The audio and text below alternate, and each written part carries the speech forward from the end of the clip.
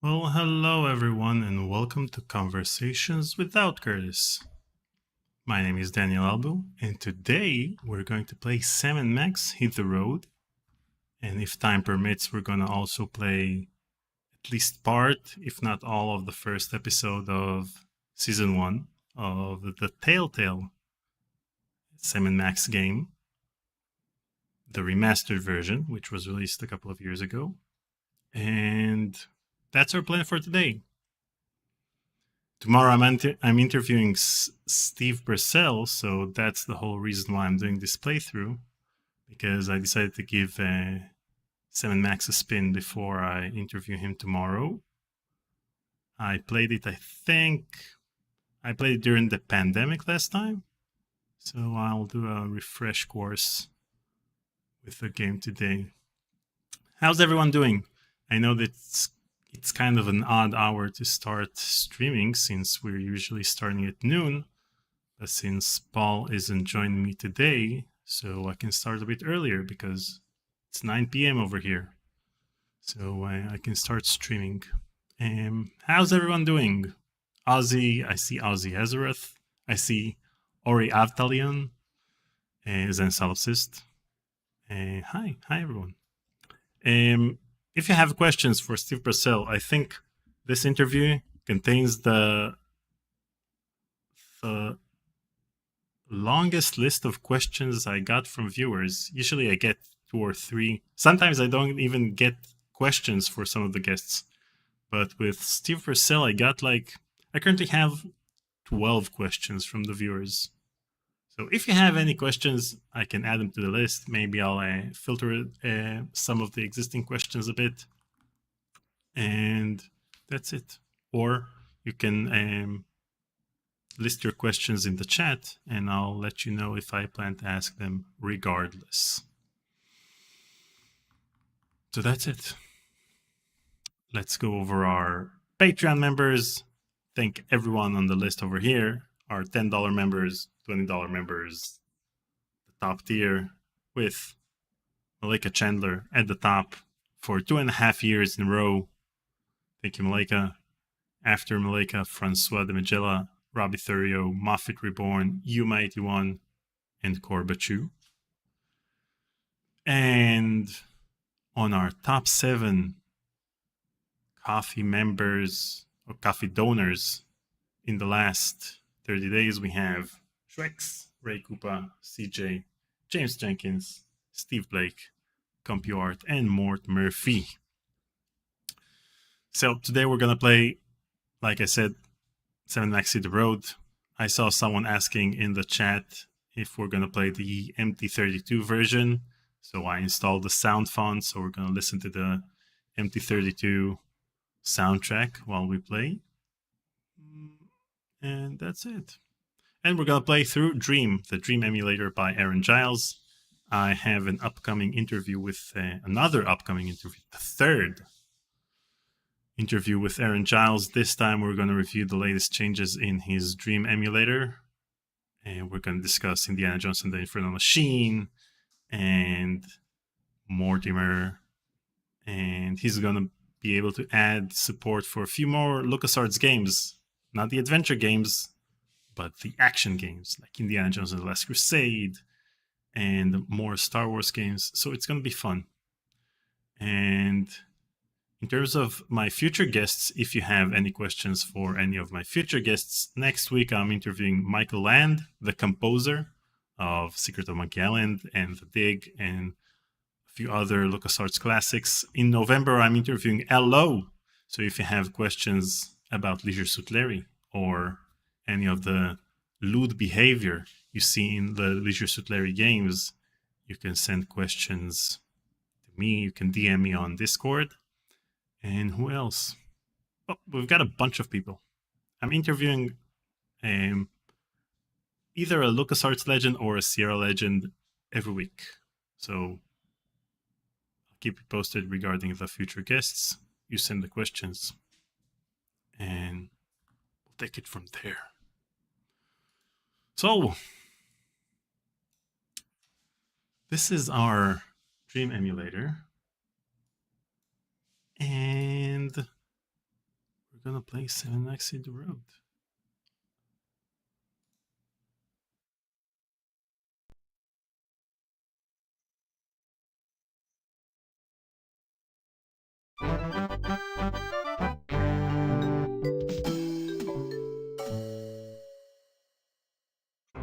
Friends?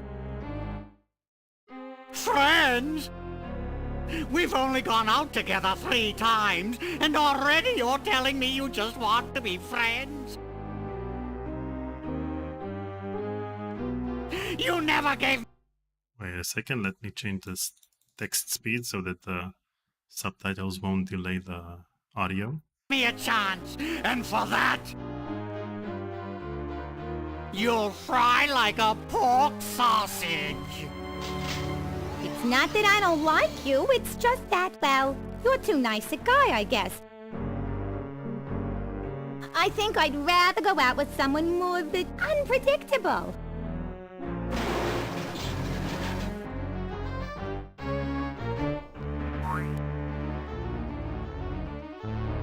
Hello.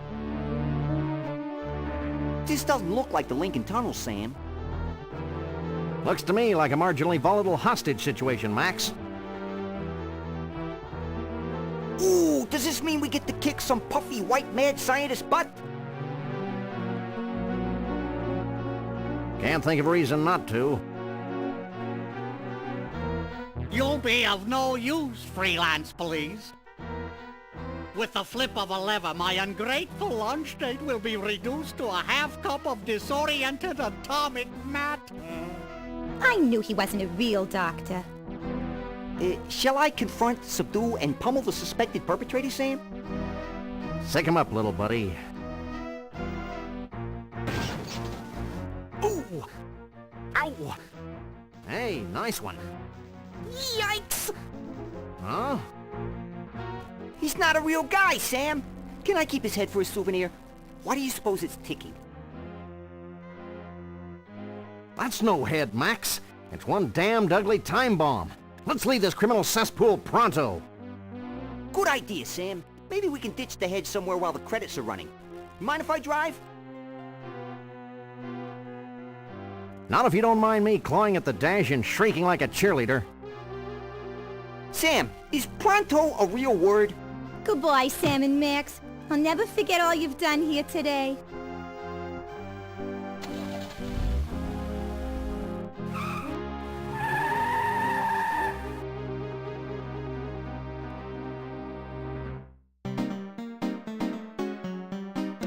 So as you can hear, this is the Roland MT32 version of the soundtrack. And we're gonna watch the credit sequence.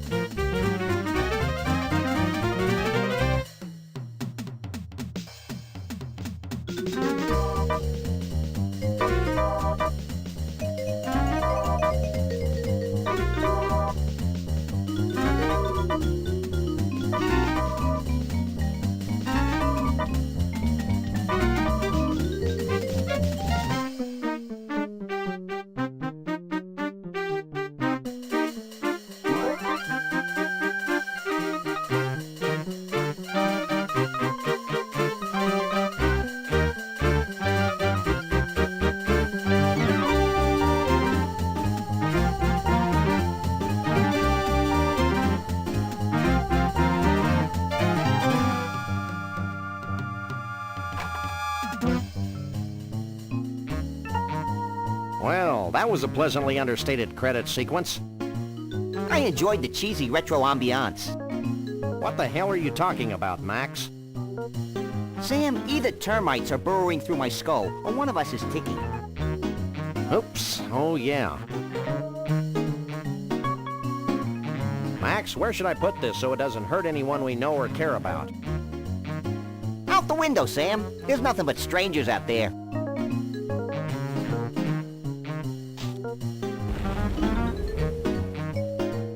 I hope there was nobody on that bus. Nobody we know, at least.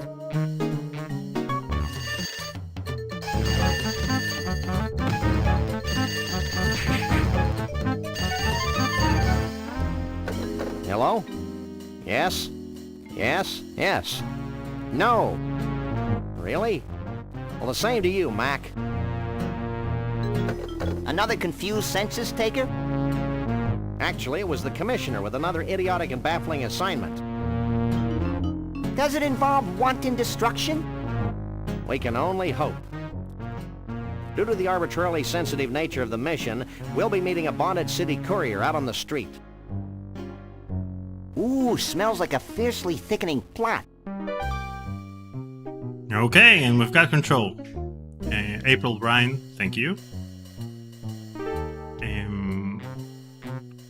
Midoseito Akage, I hope I'm pronouncing it correctly, said, I love the ad-lib version personally. I also love the ad-lib version because that's the version I played as a kid. I had the Sound Blaster 16. And so that version is the version I played. And so I prefer it personally, but I got requests to play the Roland MT32 version. And since I haven't been listening to it when I was playing in my previous sessions, so I switched it up a bit. Okay, we got the light bulb. Let's pick up the sandwich. Me, me, me!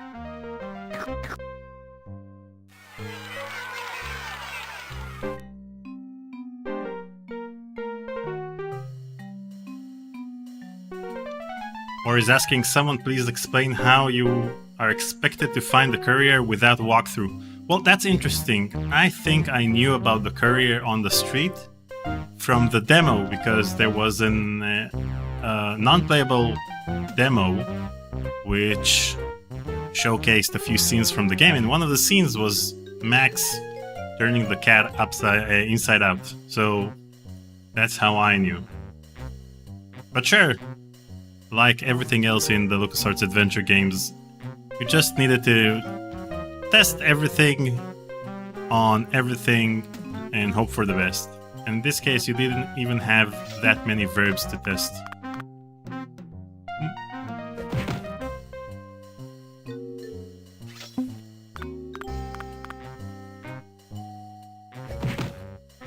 Okay, let's grab the cash. Bail. Cash. Never leave home without it. Yeah, we may need it to bribe slippery government officials. Lint paper. So, you want a piece of me, huh? Well, take a piece of this. Brutal. But very true to life. And here's one for your old man.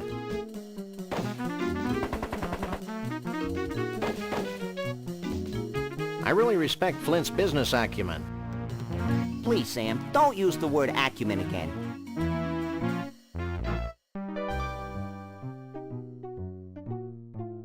Okay, so let's find the courier on the street. Which is this guy. I won't pick that kitten up. I don't know where he's been. I just love to turn this guy inside out. Ooh, that gives me an idea.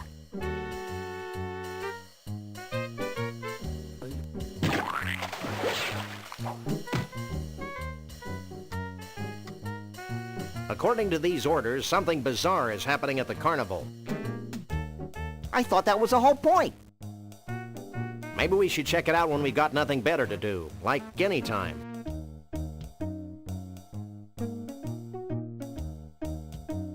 Okay, so ATM machine is mentioning the bullet with the word Max on it, and during the scene in which Flint Paper was shooting bullets out the wall.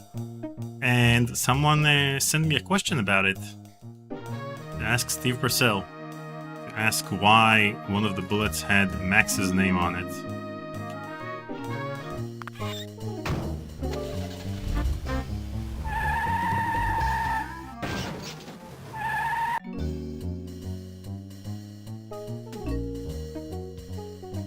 Okay, let's go to Snooki's first. Get ourselves look up. I gotta go to the bathroom. Get ourselves some candy. I gotta go to the bathroom. Take Max to the bathroom. You're awfully cheery for a minimum wage earner. All Snooky U graduates have completed courses in excessive and unwarranted cheerfulness. But enough about me. What can I do for you? My little buddy has to use the facilities. Facilities be damned, I need a bathroom. They're in the back. Here's the key. There's an awfully big rasp attached to that keychain. Out of toilet paper? No, we just had problems with thugs stealing our restroom keys. They're the cleanest in 9 counties. The keys? The restrooms. You need some help, little buddy? I think I can handle this myself, Sam. Now, anything else I can do for you? I I'd like to wonder why buy they use this. Bernard Do as you the have any store money? clerk. Of course I do. Here, Will that be all for you today? that'll be all. Anything else? Nothing. You have no idea how often I hear that. So all of the store clerks look like Bernard. Some of them with a mustache, some... Should have grabbed Max outside. Here's your key.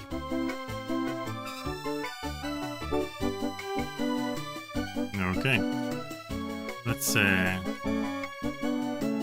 get Max to the bathroom again.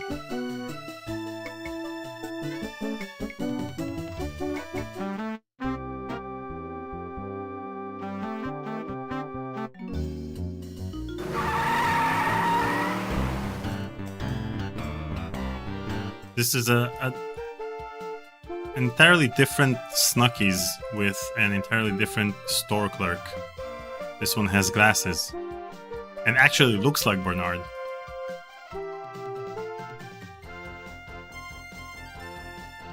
You're awfully I'll snap.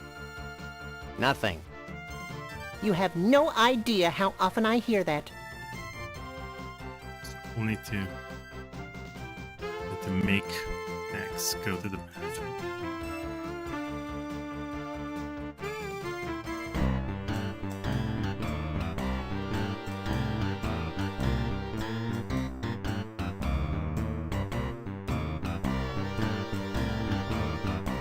Hey, Max. What? You're looking hale and hearty, little buddy. I'm a coffee achiever, Sam. Well, that's all.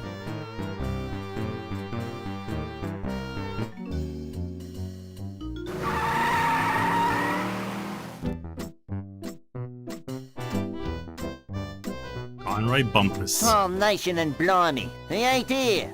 So now what do we do? Now? Now we get in the bus and look for him, you idiot. I knew that.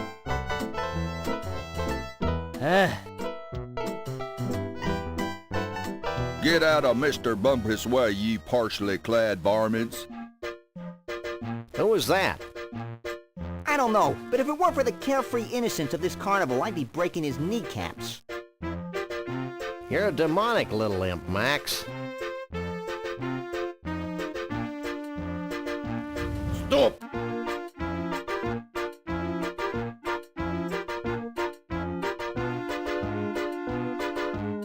Let's give him our Check warrant. this out, Jack.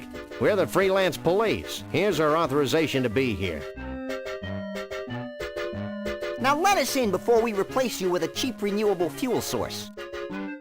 Let me run this by the boss.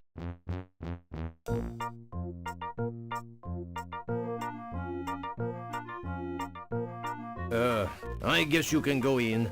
But be careful. Carnivals can be dangerous to your health. Ho, ho, ho. Oh ho ho. That was needlessly cryptic. I'd be peeing my pants if I wore any.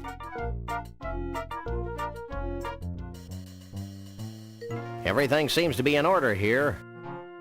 Sam, look over there. How dare you call in the authorities without consulting me? Well, I tried talking So to you, these two but you were Siamese off wallowing twins in your were own both self-pity. voiced by Danny Delk, who voiced Purple Tentacle but- and Green Tentacle, It's them. and Hoagie, and George Washington. Hi, I'm Shep Cushman, and this is my brother Burl. Welcome to our carnival. What's left of it? I'm Sam. He's Max. We savagely protect the rights of innocents. Even cruelly twisted ones such as yourself. Selves. Whatever. Well, you sound like just the guys to solve our little problem. Walk this way.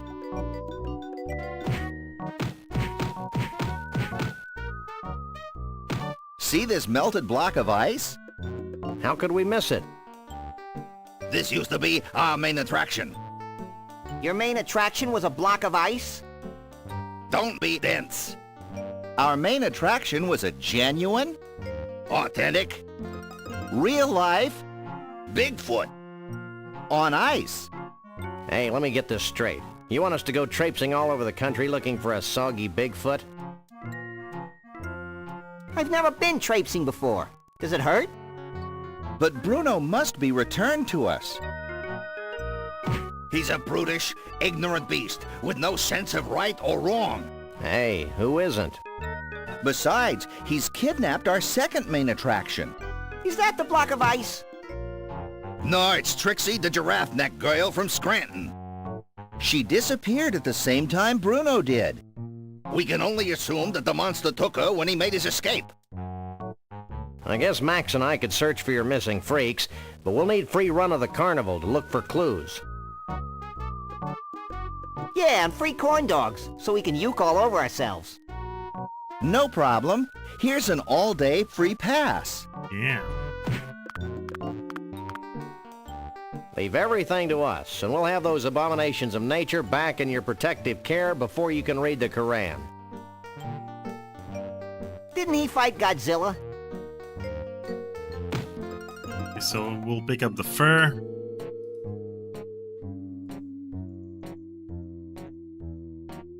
And we'll pick up the severed hand. And we're out of here.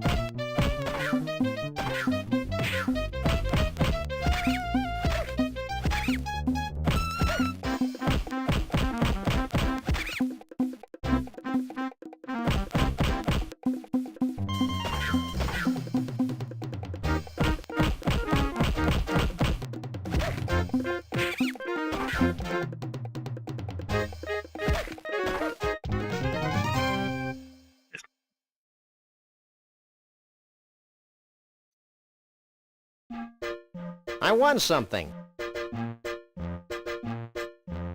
Yep, I want a flashlight.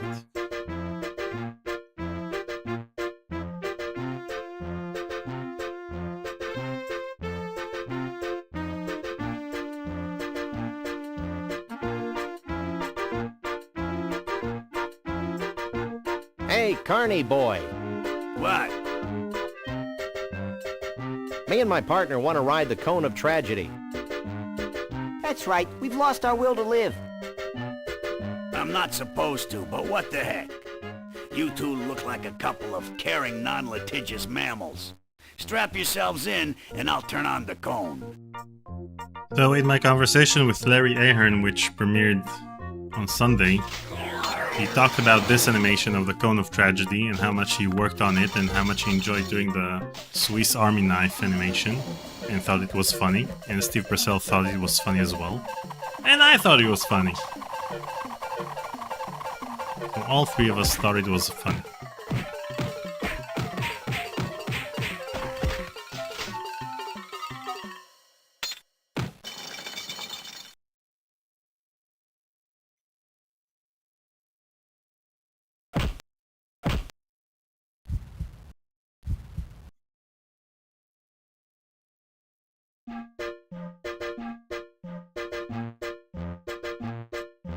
Ooh, I feel tragically empty. Me too. It's as though an integral part of my essence has been ripped from my being. That's a Let's hint. do it again. Maybe later, chum. So the hint Hey, is what happened to my carefully collected box of that useless we lost junk? our items from the inventory. So we'll have to talk to this guy. Hey, Carney boy. What? Where'd all my cool junk go? It must have fallen out of your coat while you were on the ride. Here's a claim ticket. Take it to the Lost and Found. Okay, let's go to the Lost and Found.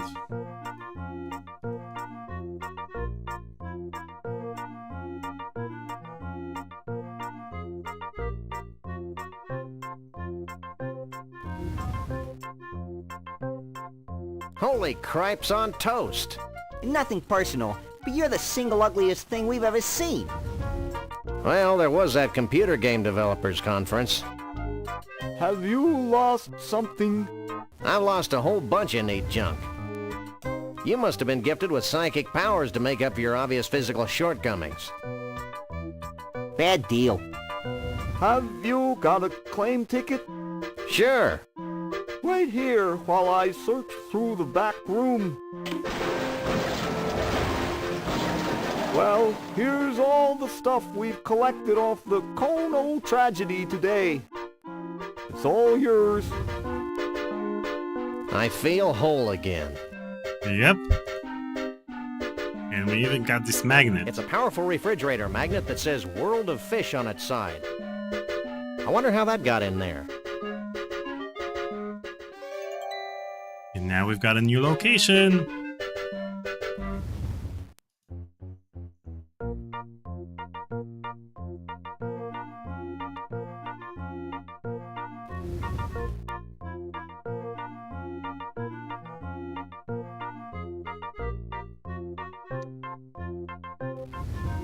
So now we can combine the light It bulb fits with perfectly. the flashlight. And we have a flashlight. Now, we should go to the Tunnel of Love.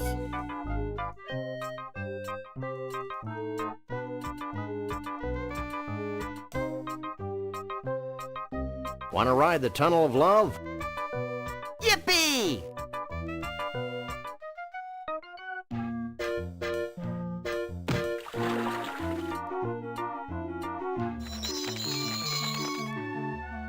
Let's use the flashlight. Schwex tipped $20. Hey, look what you found in the Lost and Found. Oh wow, thank you, Schwex. I was looking for those $20.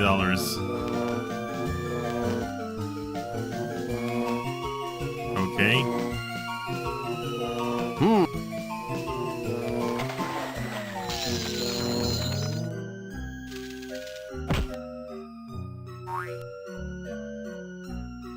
Now we stop the ride using Max's head. I can't walk through this door. It's not real. This is a completely unusable thingamabob. Thingamabob.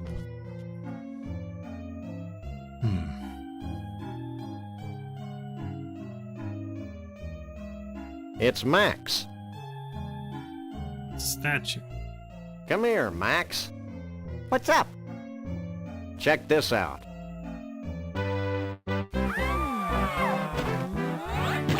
I'll never shave again. You never did.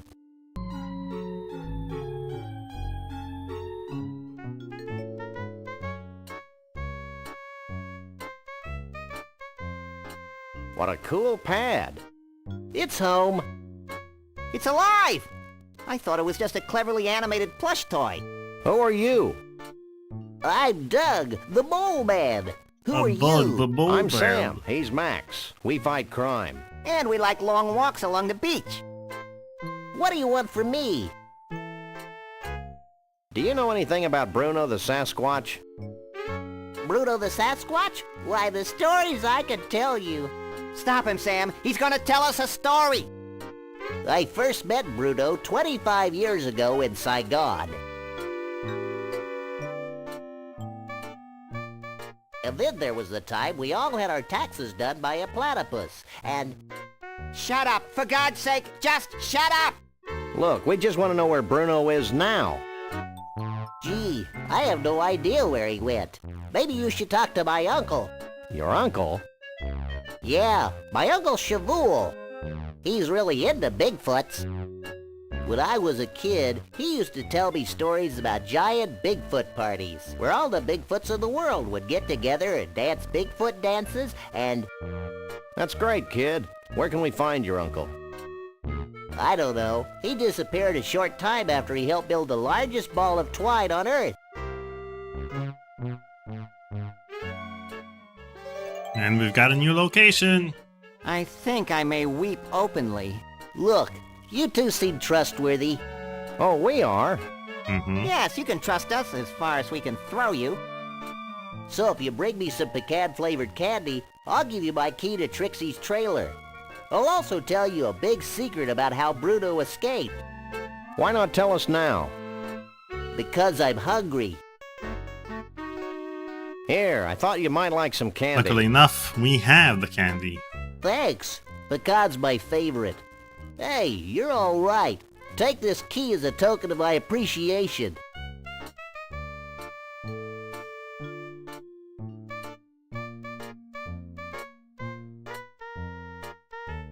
Wow, this is some key. Okay, Sam, let's get the hell out of here. Wait, I've got a great story you should hear. Ah! Keep it short, kid. My partner's got a low tolerance for long stories.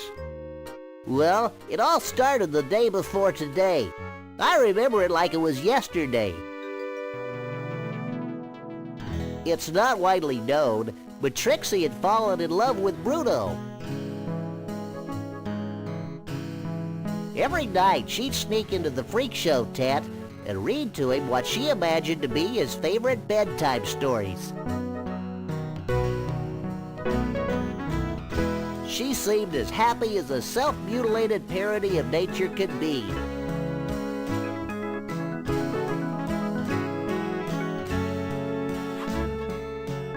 But she could never truly be happy until her beloved Bruno was free.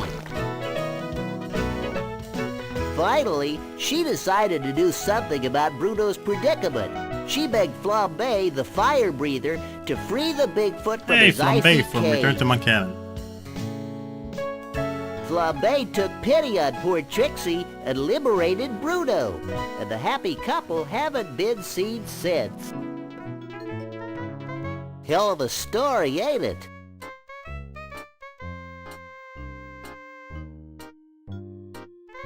Yeah, it was a great story. Now let's get the hell out of here. There. That should get things running again.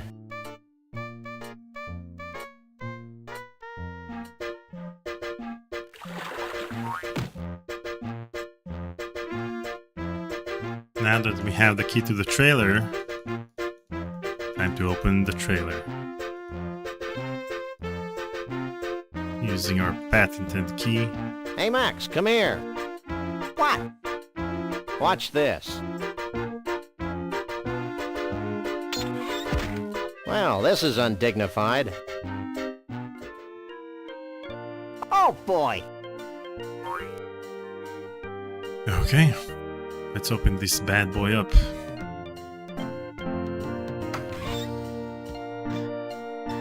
And we've got this calendar. It's a scorecard from the Gator Golf Emporium in Roomy Eyes, Florida. Now we've got a new location. Okay.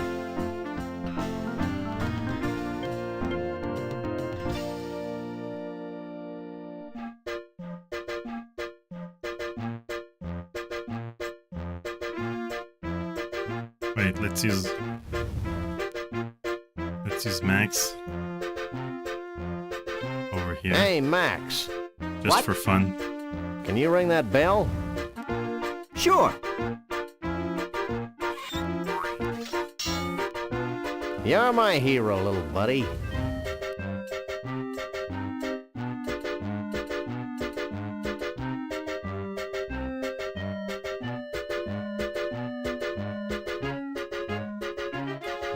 ATM machine is right. I forgot something Oh, over boy. here.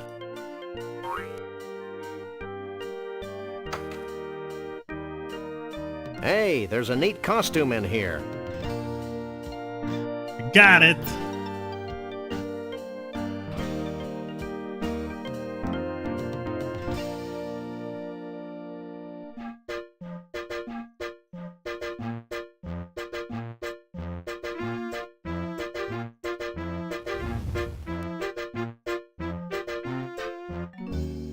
Okay, now we need to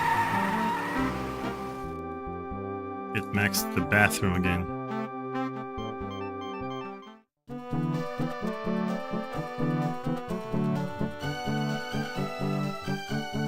I gotta go to the bathroom.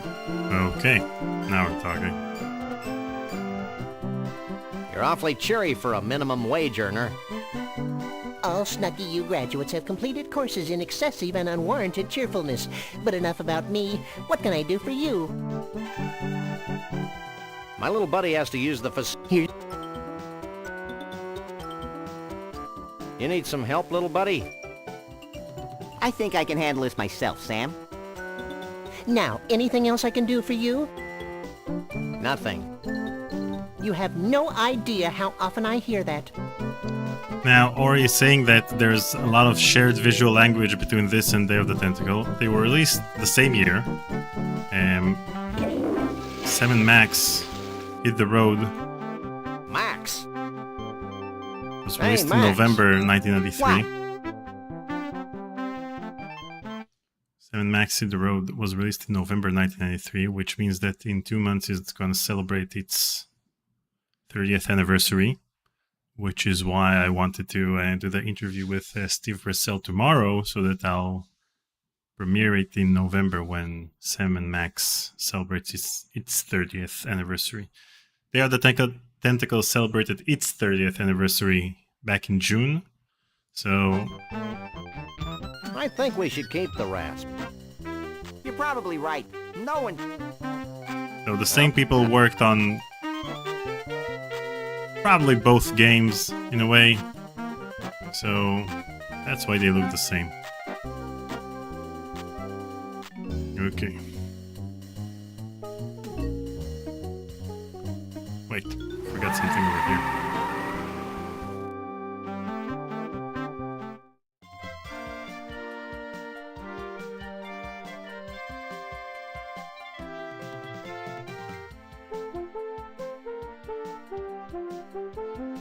Hey, can you open this for me? Sure, ain't a jar made I can't open.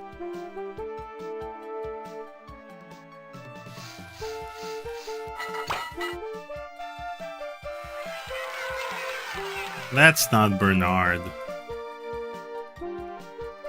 Bernard couldn't have opened that jar that easily.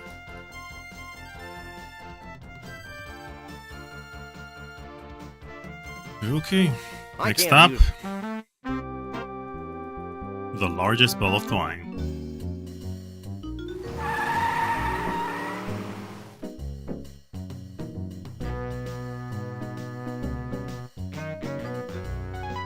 Now, another game that came out back in 1993 is Rebel Assault, and you can see that there are 3D elements in this game.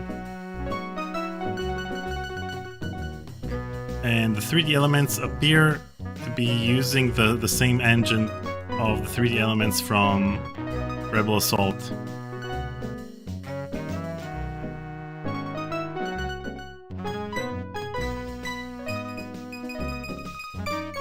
There was something about that 3D that looked very, very unique.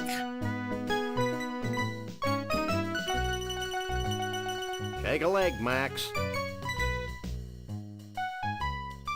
So the cable cart was done in 3D using the Rebel Assault engine. Hey, look! Hey, look!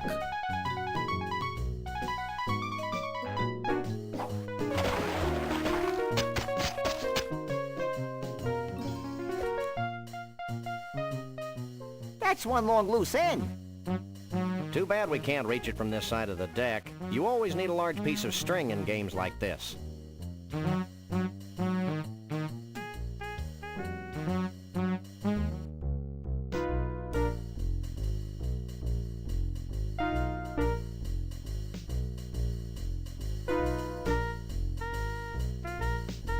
He's not my type.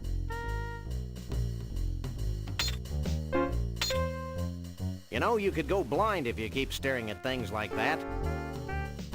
I'm concentrating. Have you heard anything about Bruno the Bigfoot? Who that? Is Bruno the Bigfoot? Sam, he's speaking in tongues. Hey, lay off the swearing. We're trying to appeal to kids. Get bent. This game should have had a DLC like Ransom Unbeeped. He's not my type. He's not my type. He's not my type. which would have removed the censoring.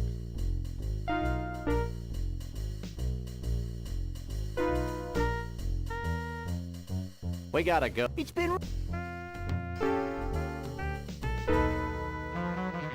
See?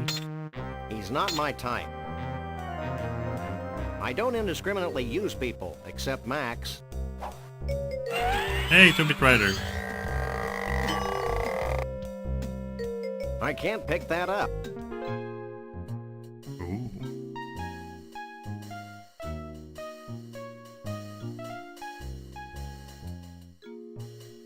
I'm sure this is somehow useful, but I'll be damned if I know how.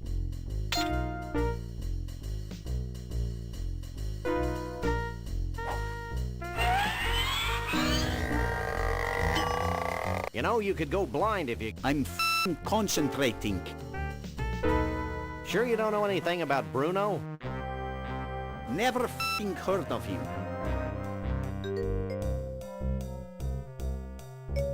%, ampersand, $. And colon, semicolon, too. What are you f***ing doing? Swearing in longhand, asterisk mouth. What you doing? Using my telekinetic powers to bend my tools. Why? To help me fix the rotating mechanism on this f***ing diner.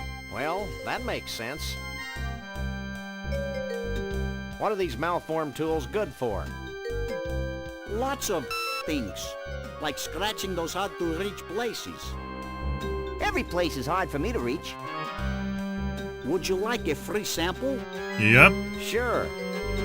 Go ahead and take this one. Thanks. Well, bye.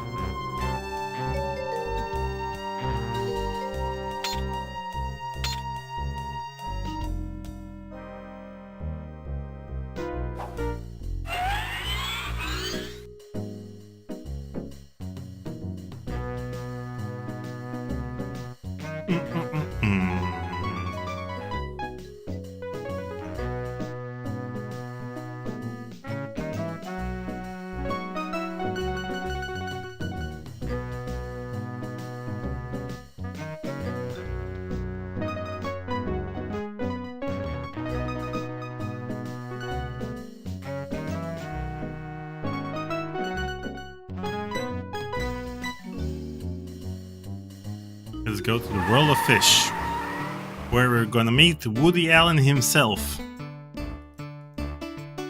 I hear a distant rumbling. You should have thought of that before we left.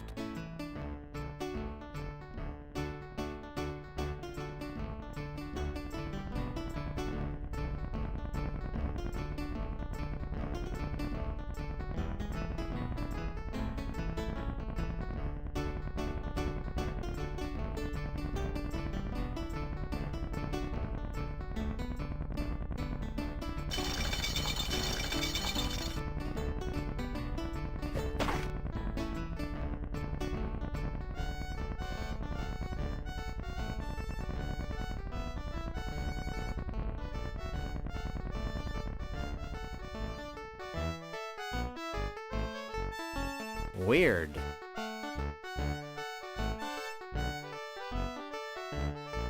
Okay, let's pick up a bucket of fish. Got it over here. We'll place it over here.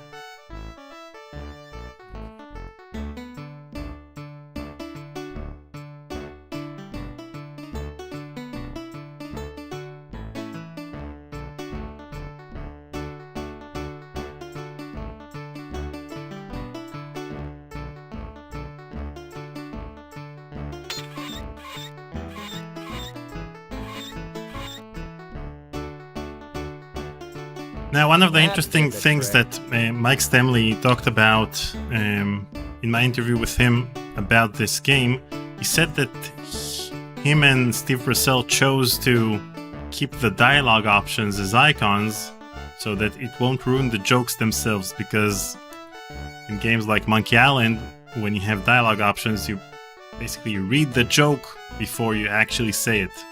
So it's less funny the second time around because you choose the joke and then Guybrush says it. So in this game, they wanted to keep the element of surprise by having icons instead of dialogue options. Let's go inside the fish. It's kind of wobbly in here. Let's get Max. I can't. It's my... Hey, Max, come here.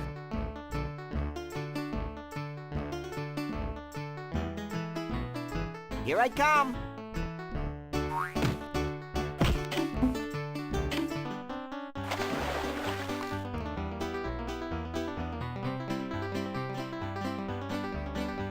Now get a close-up One must of Woody admire the Allen. skill with which the wily uber trout stalks its prey. This is one of the 10 most liberating experiences of my life, Sam. Holy mackerel. I'm a trout, stupid. Holy trout. I'd always thought you were made of plaster.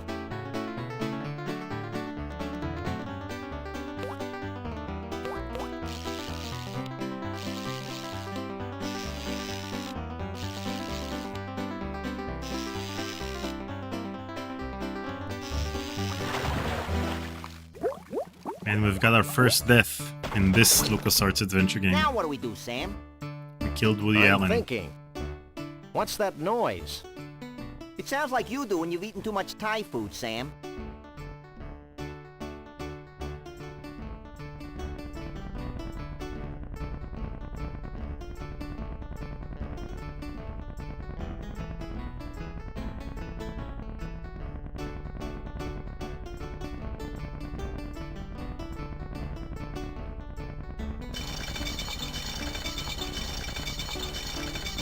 And if I remember correctly, the helicopter and the fish will also be 3D in this scene. You can see that it's a different graphic element. And now that we're going to switch to the largest ball of twine, you're also going to see that it's 3D. Yeah, the helicopter and the fish.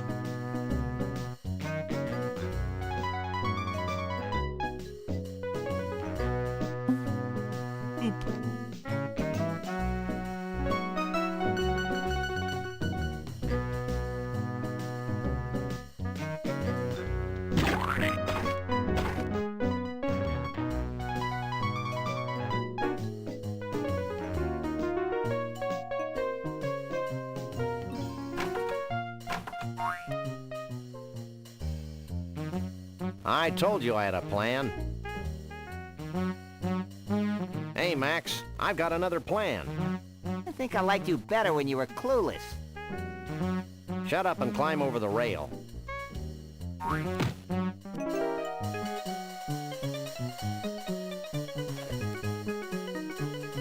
See? That wasn't so bad. What are you two doing out here? Any more bright ideas? Let's start crying like babies.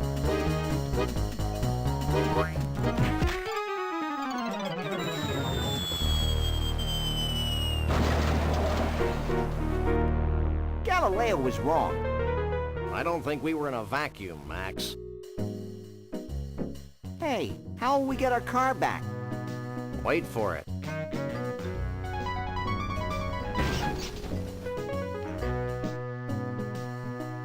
Okay, It's 91 yards of twine. so we've got 91 yards of twine.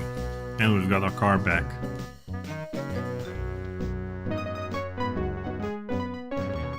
So a lot of the times when there's a discussion regarding which year I consider the best year for computer games, I think that 1993 was a pretty strong contender, given the fact that we had Dave the Tentacle, and we had Rebel Assault, and we had Indiana Jones and the Fate of Atlantis, the CD version, because the floppy disk version was released in 1992. So a bunch of really cool things celebrated their 30th anniversary this year. Let's go to the Gyro Club.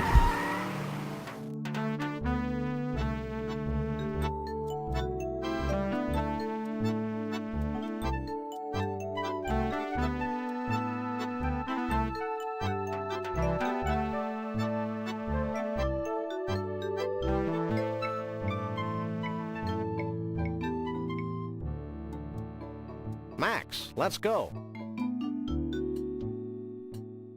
And the proprietor has no idea what happened to his Bigfoot?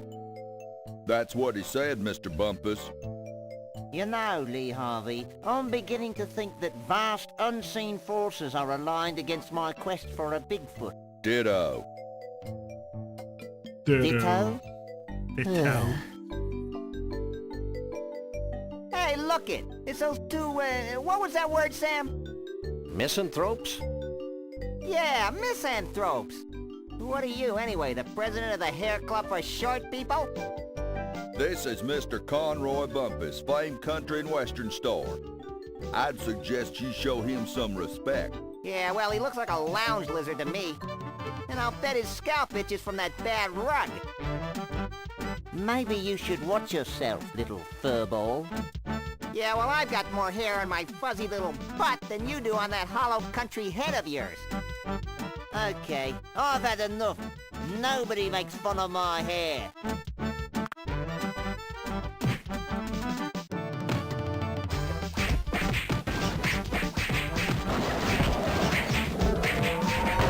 Hold still, you flea-bitten polecat.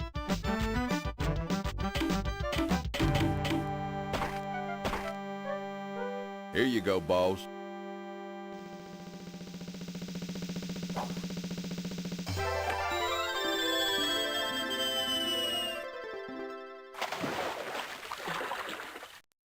What a jerk. It's a nice 5-iron, though. Yeah, can't dunk me.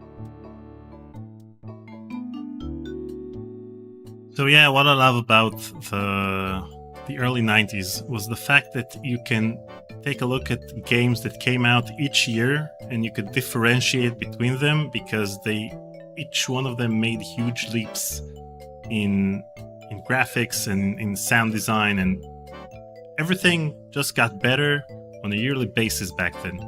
I mean, you can play a game from 2019 or 2020 and Nice not alligators. really figure out You like roaches? when exactly it came out. You can't say that this game came out in 2015 or 2014 or 2010 because the changes nowadays aren't that significant. You have ray tracing from the last couple of years, but other than that, you don't have hate country things like you music. had back then. The graphic changes between Indiana Jones and the Fate of Atlantis, which came out in 1992, and Day of the Tentacle and 7 Max, which came out in 1993, are pretty significant. Get me the hell out of here! Let's play.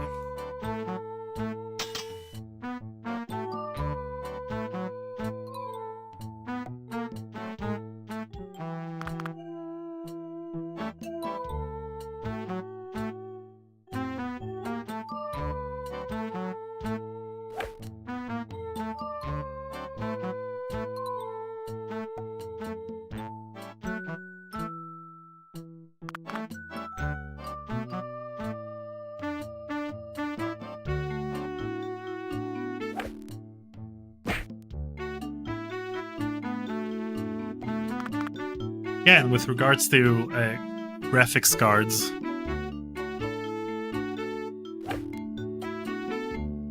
then we've got I upgraded to the 3070 just because I need the streaming features. So, for example, the removal of my background is something that my graphics card is doing in real time, and so that's why I upgraded, because none of the games I'm playing requires a new graphics card.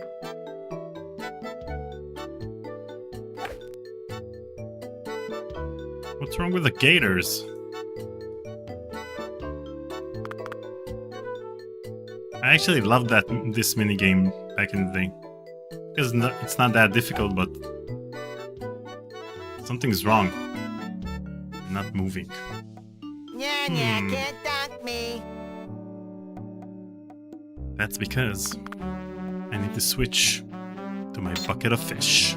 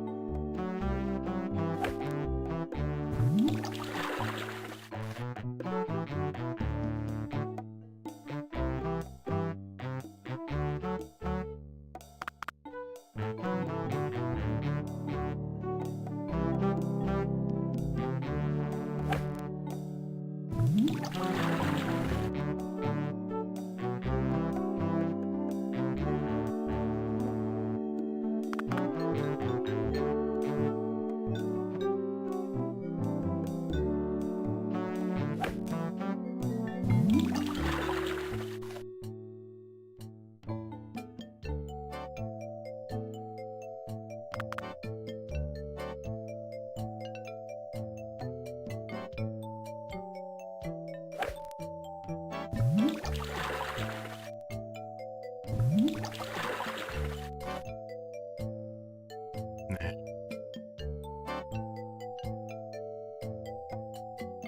Four.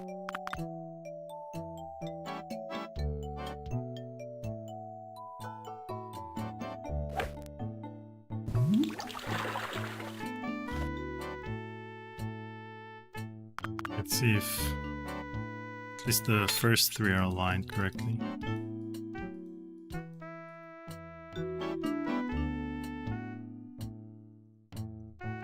Nope.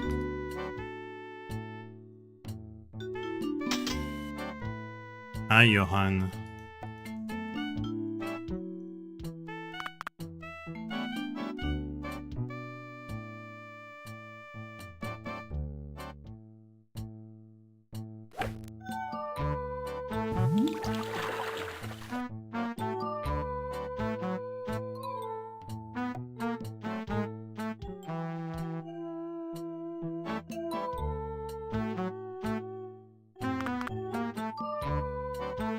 So I usually don't like minigames in my adventure games. I don't like the fist fighting in Indiana Jones and The Last Crusade.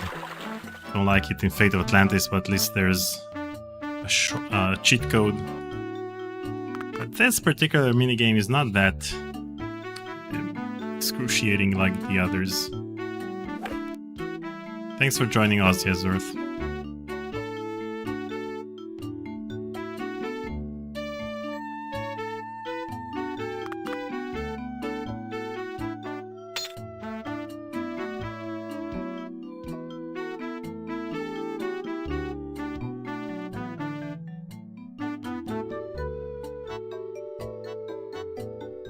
I don't remember if I can test some of the gators. We just align them and that's it. I align all of them and hope for the best.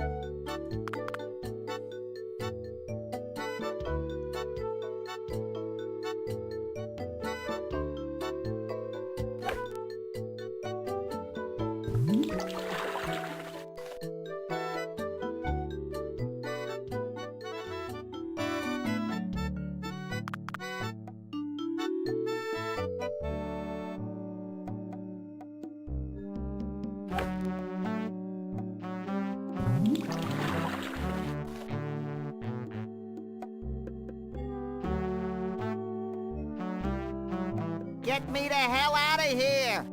Okay. There you go, Max. Enjoy.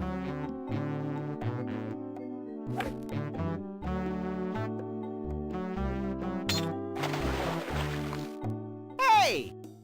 Get me the hell out of here!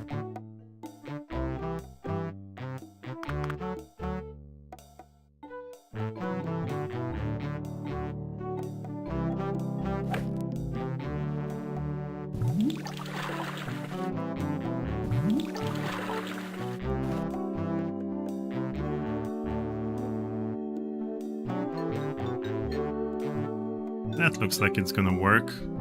Kinda.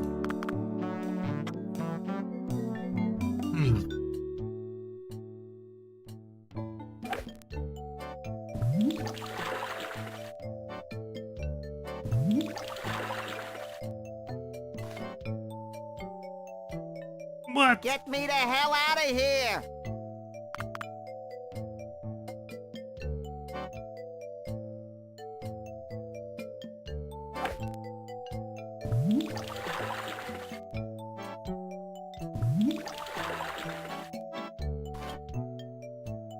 Okay.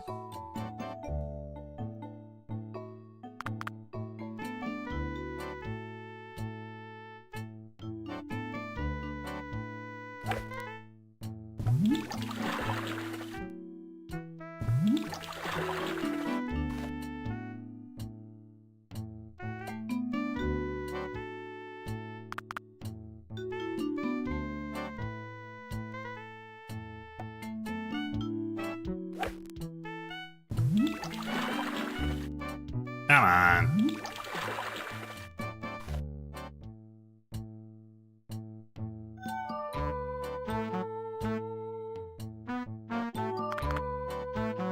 Wait, so I'd like to hear from people in the chat. What's your favorite LucasArts mini game?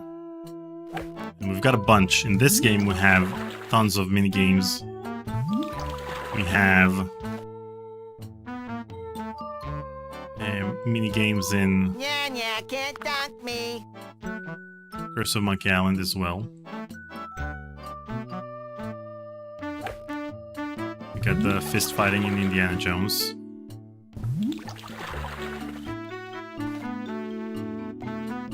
We got the hot air balloon ride in Indiana Jones and the Fate of Atlantis.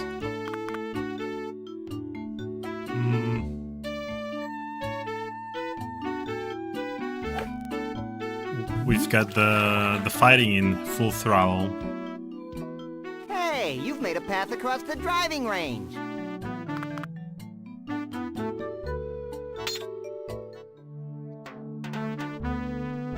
And we got the Destruction Derby in Full Throttle as well. Geez, that certainly took long enough. Shut up, Max. I hate that game. Is that because you're a lousy golfer? You're an irritable bunny today, aren't you? Yeah, well, why don't you try sitting in this smelly booth while I beat the hell out of helpless fish? Maybe I should just leave you there. Did I mention what a lousy golfer you Yeah, were? the insult sword fighting for Monkey Island is not a mini game because it's not. It's a dialogue-based puzzle. You suck, Sam. Not actually an action game or something that requires fast instincts. It's just a dialogue puzzle. So insult sword fighting doesn't count. So you can choose between the ship combat in Curse of Monkey Island and the fighting in Full Throttle and Destruction Derby in Full Throttle and what else? Fist fighting in Indiana Jones. Navigating the submarine in Indiana Jones and the Fate of Atlantis. Navigating the hot air balloon in Indiana Jones and the Fate of Atlantis. We've got a bunch of them.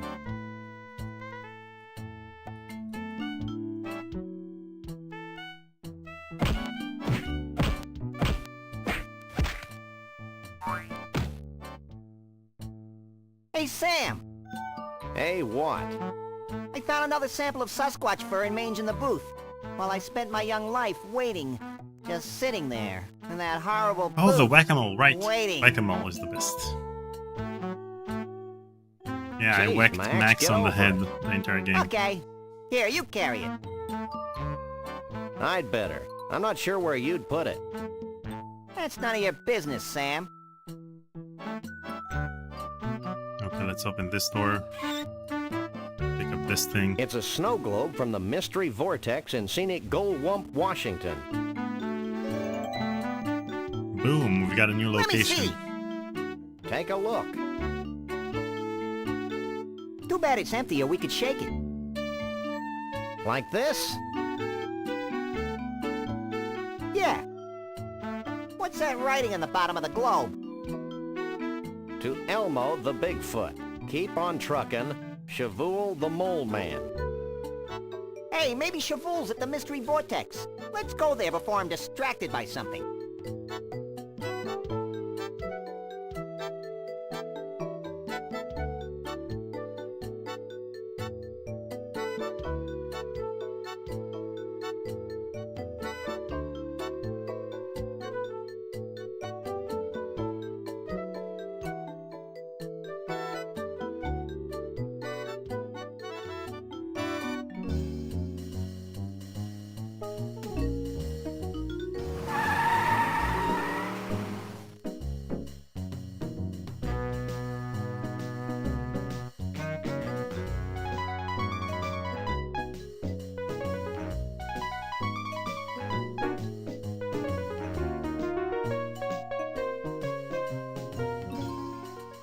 Okay, so let's use our prior knowledge of the game to create this thing that will help us get the mood ring.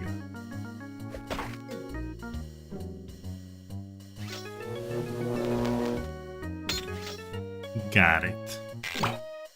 That was wholesome. Not to mention physically improbable. indeed. It's physically improbable. Okay, now we can go to the mystery vortex. Good to go.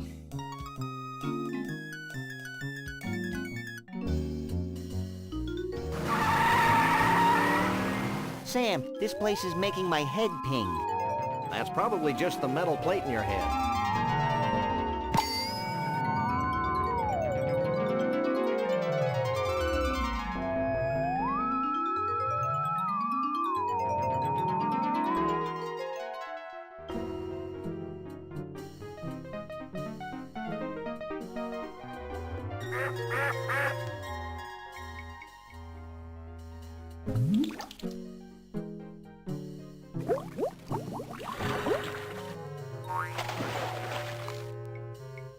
Wow! The mystery vortex is controlled by giant magnets buried under the Earth's crust.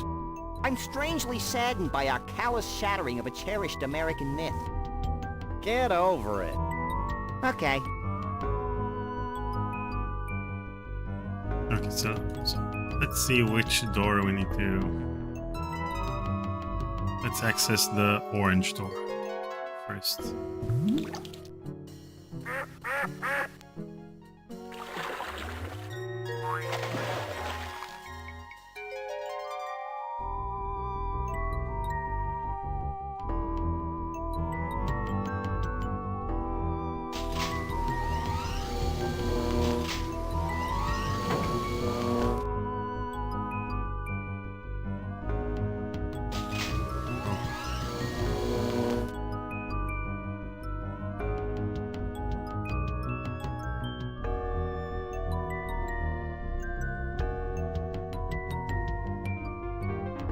Now that we selected these colors, we can access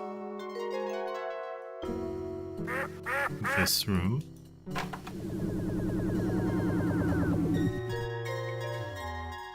Look at all the cheese! I didn't think they could do that. That didn't help us.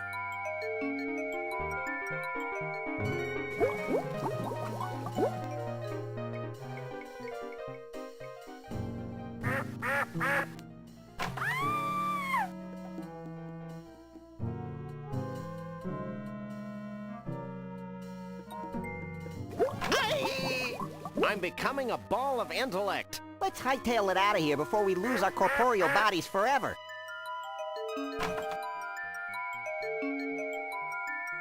Okay. That didn't help us much. Let's go through the red door.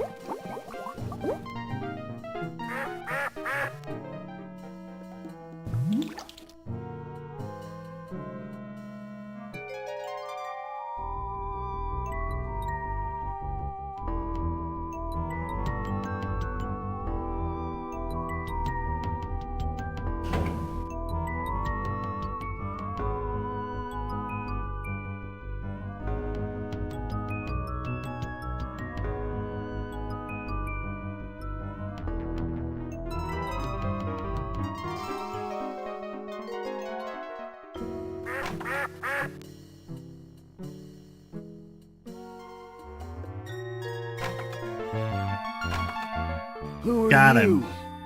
I'm Sam. He's Max. We bust punks. And we're overachievers. That's cool, man. I'm Shavul. What do you want with me? Hey, Sam, look! Well, this bottled water is a real letdown.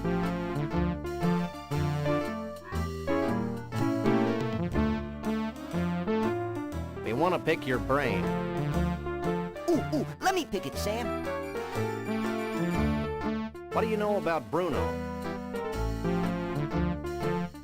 Bruno the Bigfoot. the Bigfoot?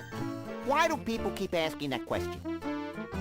Bruno and I go way back.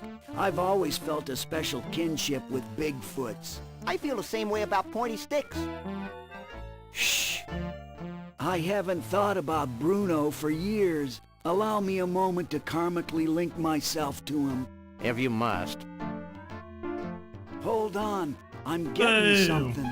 I see Frog Rock between the eternal plain of acid rain and the enchanted Argyle forest. Wait, man, Bruno's in trouble.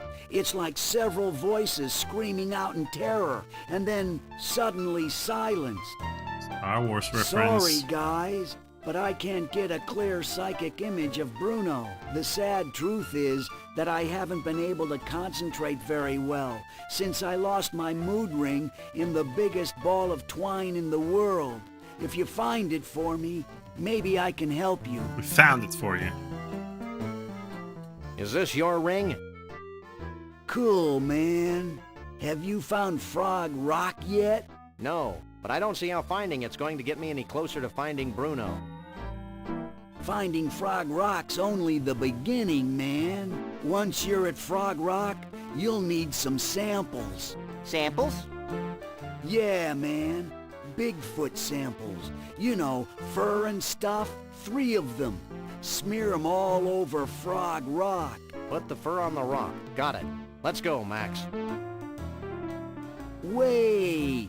You'll also need some Mystic Mole Man powder. You must be joking. No joke, man. Here, I'll get you some.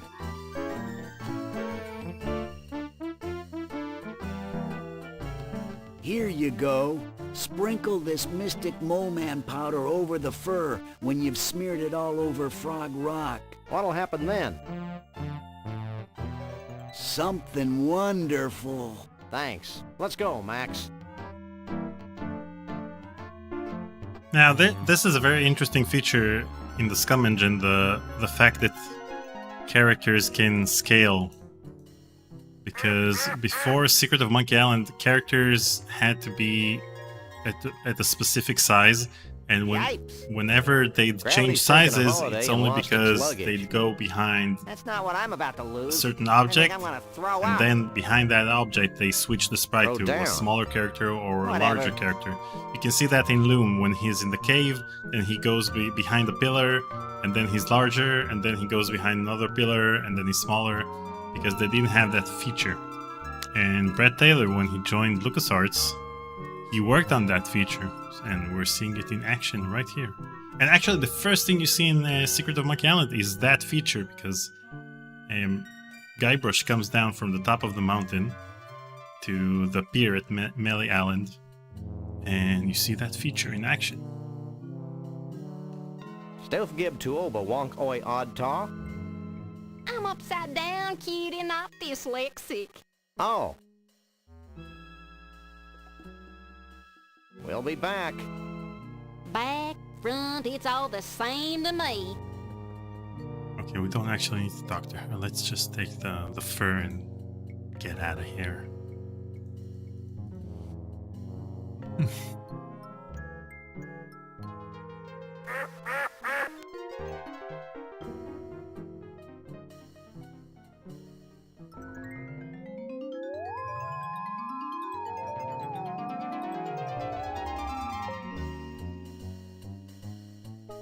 Next stop, world's largest ball of twine.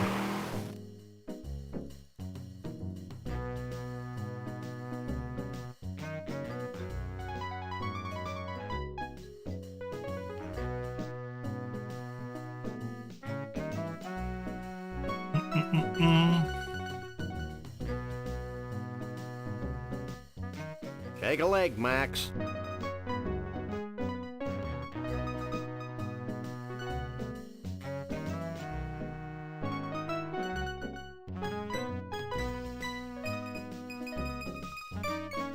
And Jamie Havoc, this is the opposite of speedrun. Actually, you know what? Let's see how much... What's the world record for 7 Max Hit the Road? Give me a sec. 7 Max Hit the Road. 30 minutes. 30 minutes and 41 seconds. That world record was achieved 5 months ago. 30 minutes. Actually, if there's a game I want to start speedrunning, it's The Dig. Since it seemed like me and Paul will never finish this game.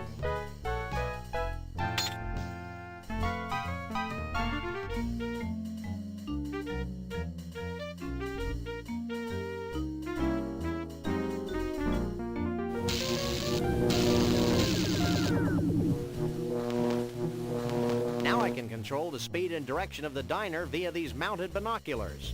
Cool. That's the most ridiculous thing I've ever heard. It is. Maybe not.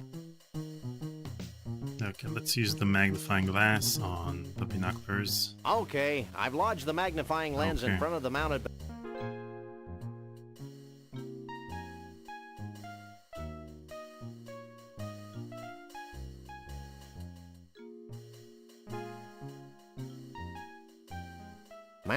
Mount Badrich. So we need the Argyle Forest, right?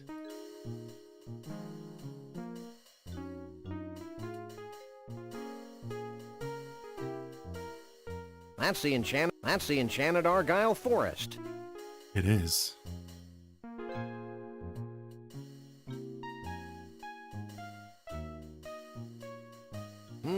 It's a rock, and it's between the two things Chavoul said it was between.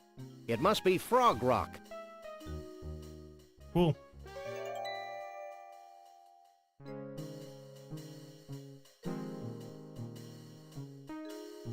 I think I can see Frog Rock.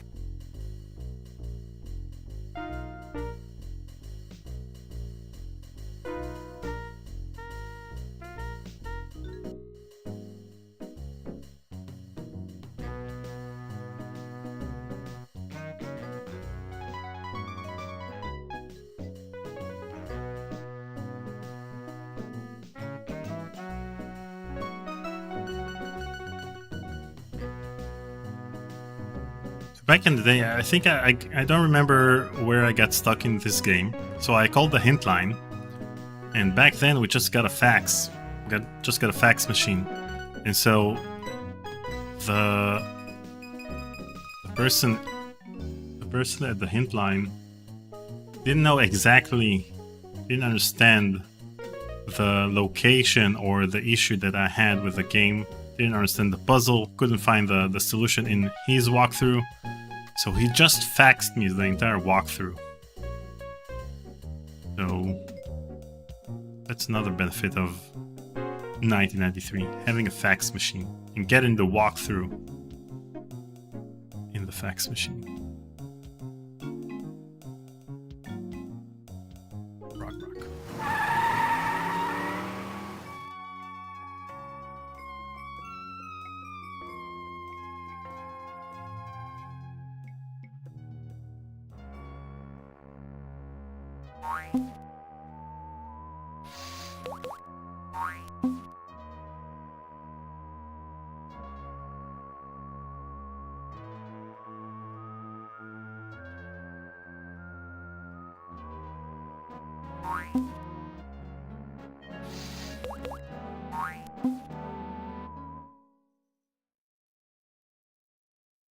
Haven't saved in a while. Haven't saved.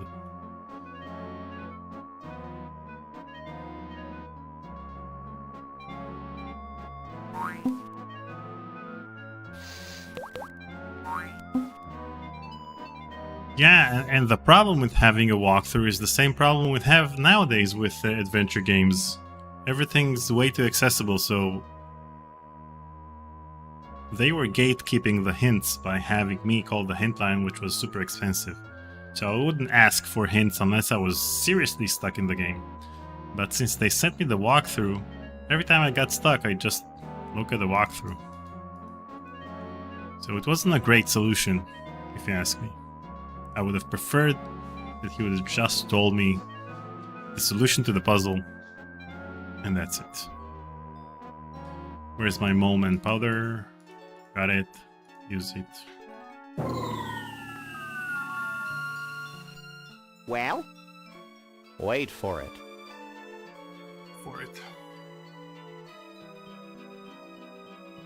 Sure gets dark quickly around here. I don't think this is a natural occurrence, Max. In fact, I think we're witnessing a celestial convergence of some sort. Do you think it'll make that rock look more like a frog?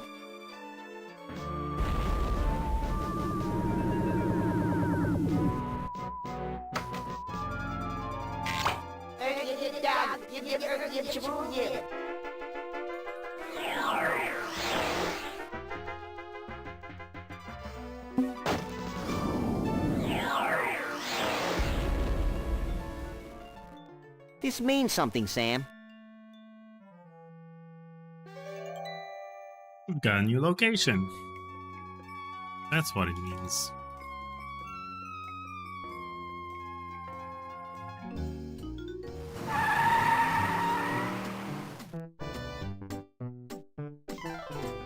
It's a Conroy world after all. If we ever get this rich and famous, I want you to shoot me, Sam. It'll be a pleasure.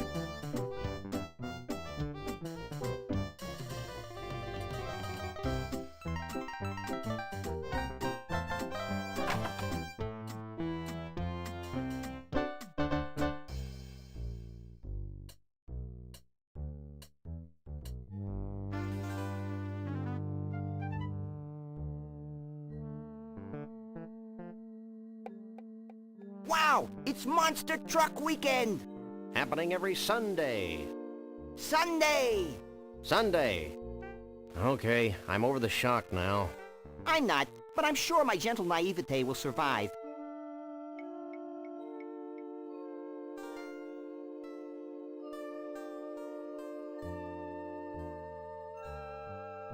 I can't talk to that.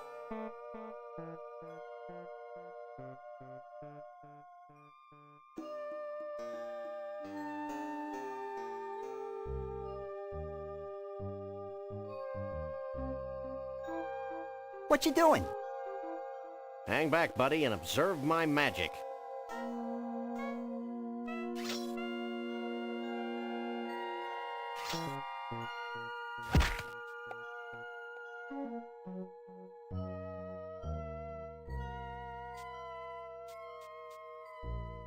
Oops.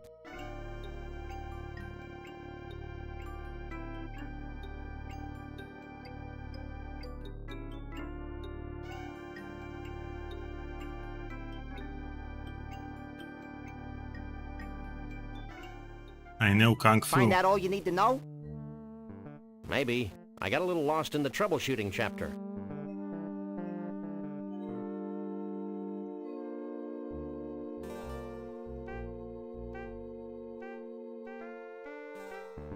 Now that I've read that ponderous manual, I can move the robot around like this.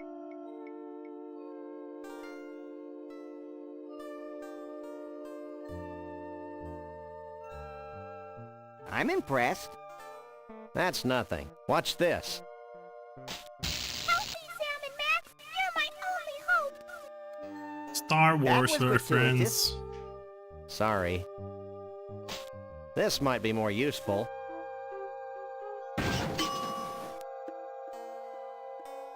Ooh.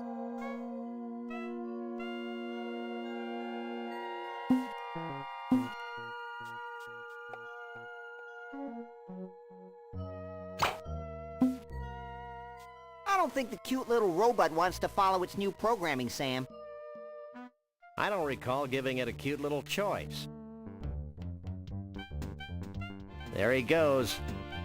I'm ripe with anticipation. I thought I smelled something.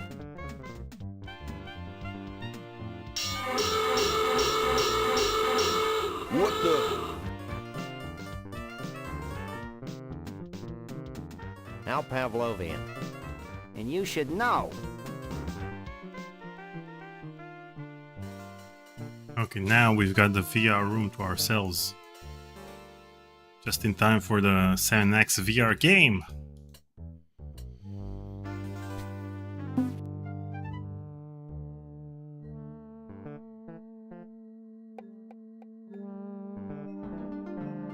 This is virtual reality? I may be sick.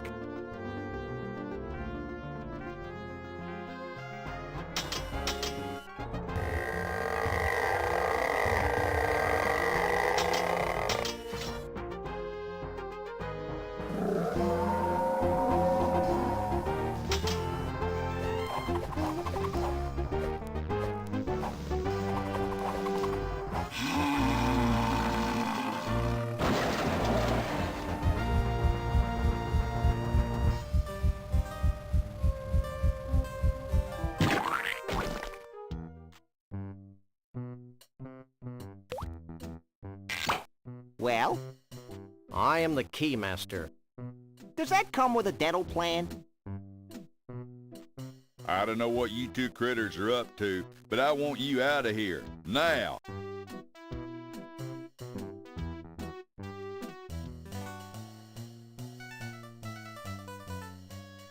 So, people in the chat are talking about the fact that nowadays you can't play a game without actually using a walkthrough or being tempted to use a walkthrough. When I commit to a certain adventure game, I don't use a walkthrough. When I played Return to Monkey Island last year, I didn't use a walkthrough. Every time I'd get stuck, I'd play for 5 minutes and then quit the game. And then come back to it after a few hours or a day later and try again. And if I don't succeed, I leave the game again for several hours and then I try again. So that's how I play. I try to play adventure games nowadays the same way I did back then.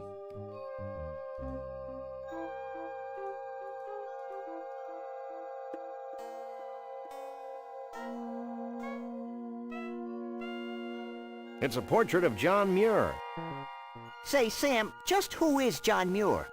Who's John Muir? Hey guys, this dope doesn't know who John Muir is. You gotta be kidding. What a maroon.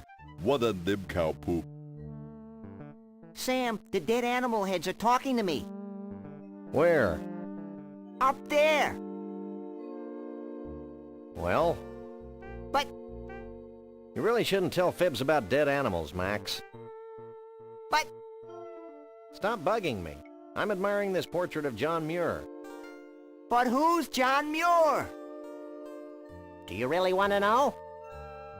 If you'll stop talking, sure. Okay, hit it, boys. There once was a man named John Muir. A naturalist, noble and pure. His love for all beasties. The most and the leasties. Has never been equaled.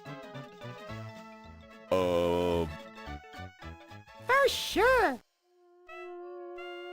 Entertainment. Bumpusville is proud to present the master of melody, the king of country, Mr. Entertainment, Conroy Bumpus. I hate floor shows. I remember my childhood in Brighton, when dear old Dad would bounce me on his knee. He'd say, son, there ain't nothing as exciting as exposing beasts to inhumanity. That's why I'm happy to be king of the creatures. I'm proud to be the lord of the old. I love collecting things with grotesque features. It makes me feel like some Chaldean god. Yeah, Jamie Havoc, you're right. It was a CD track on the CD itself.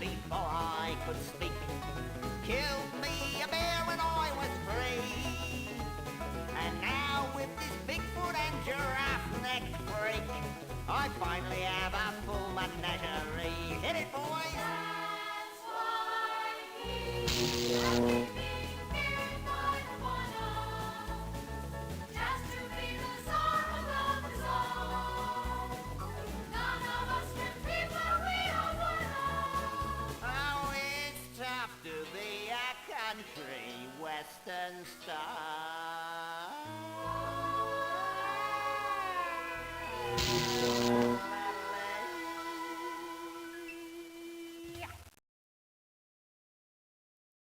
Thank you, thank you.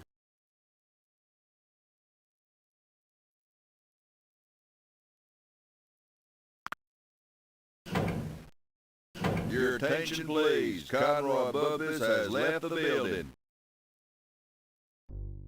So, interesting fact, before playing the game today, I wondered if I can use my CD image to play the game using the Dream emulator.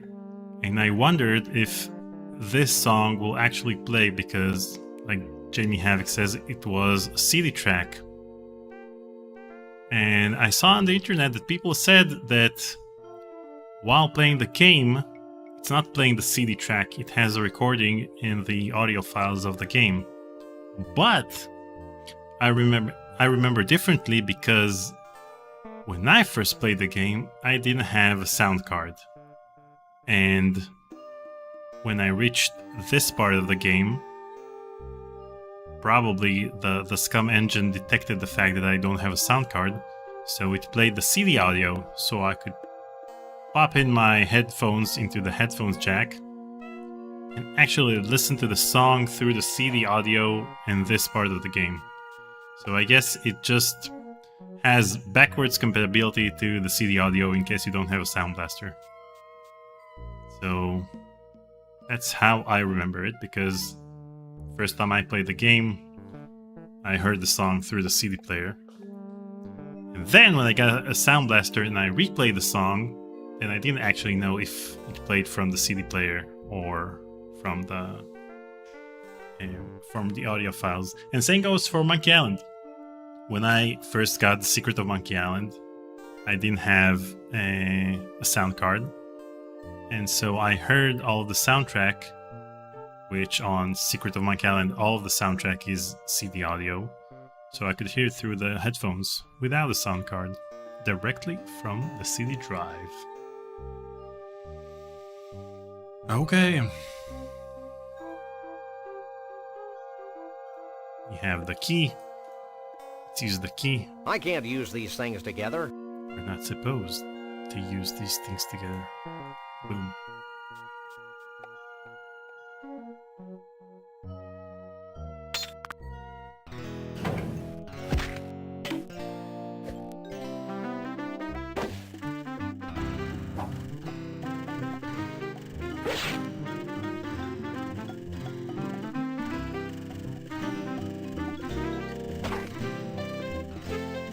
Gee, thanks.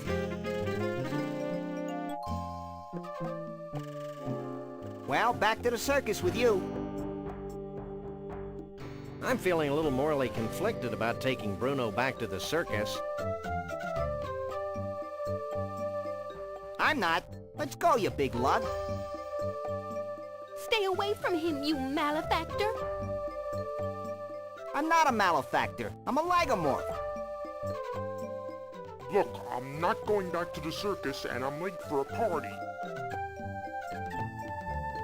Oh yeah, the Bigfoot party. Where is it? It's at Evelyn Morrison's Savage Jungle Inn in picturesque Half-Life, Nevada. Bigfoots. And their dates? Only.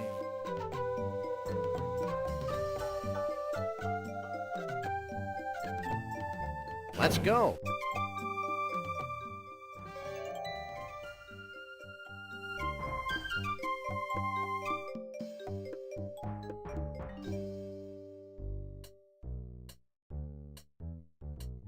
Let's go.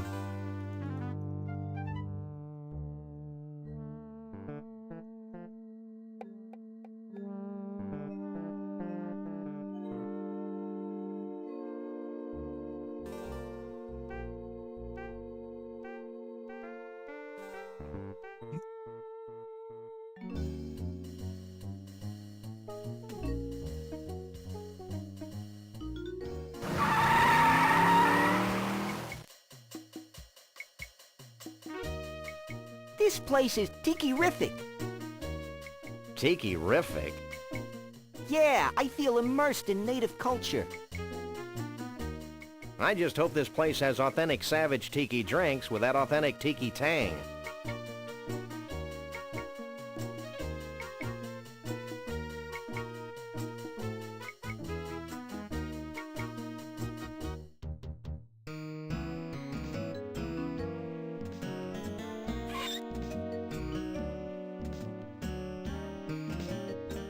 Hey, you're Evelyn Morrison, famed B-movie star.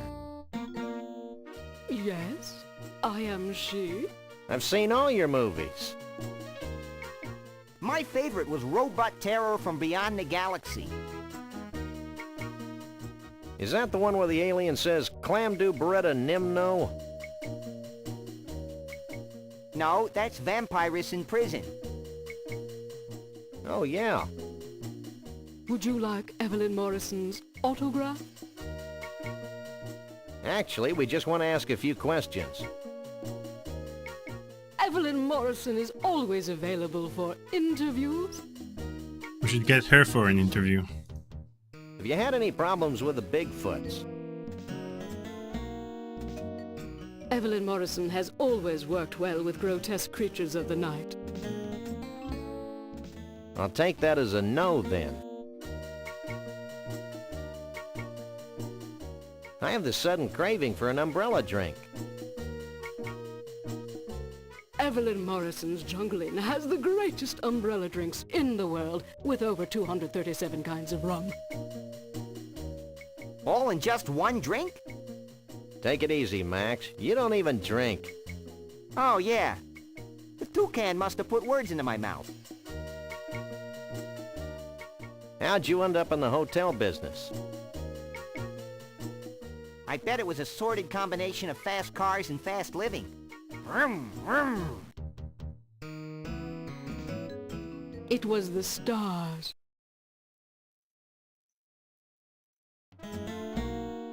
Bigger movie stars than you? Pshaw. Pshaw? No, the stars didn't get bigger. The rubber monsters got smaller. I still say it was a lurid tale of sin and depravity. Action! I'm ready for my close-up, Mr. Corman.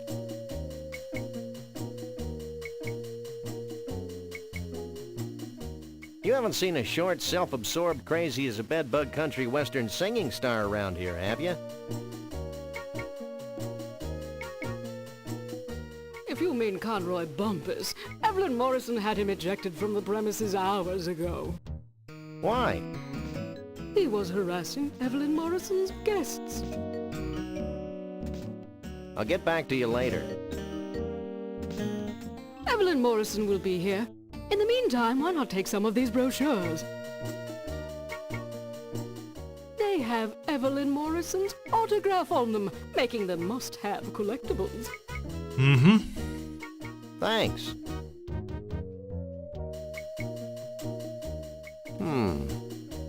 I hate it when you hum, Sam. It sounds like a high-voltage tower. These are pamphlets for the Mount Rushmore Dinosaur Tar Pit and Bungee Jumping National Park in North Dakota, and someplace called the Celebrity Vegetable Museum in Goat Liver, Texas. We've got 2 new locations. I think I like the humming better. This game is going places.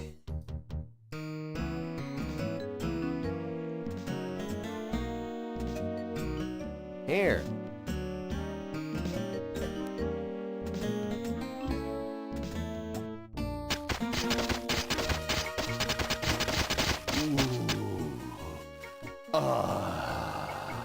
This is great. Really great. I owe you guys.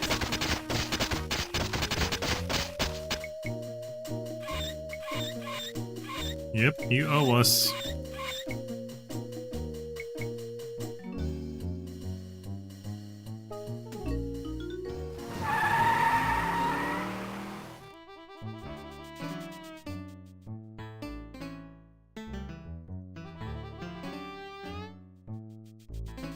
This is a monument to human ingenuity.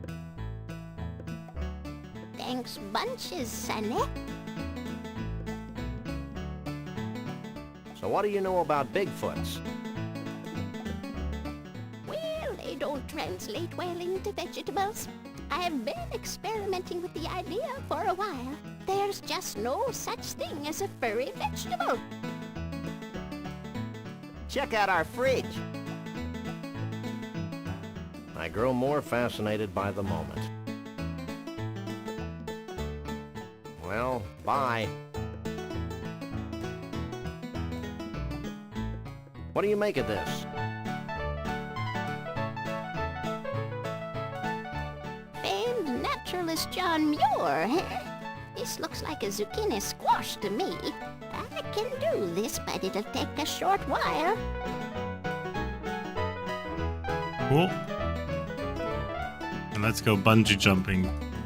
Hey, it's Hitchcock.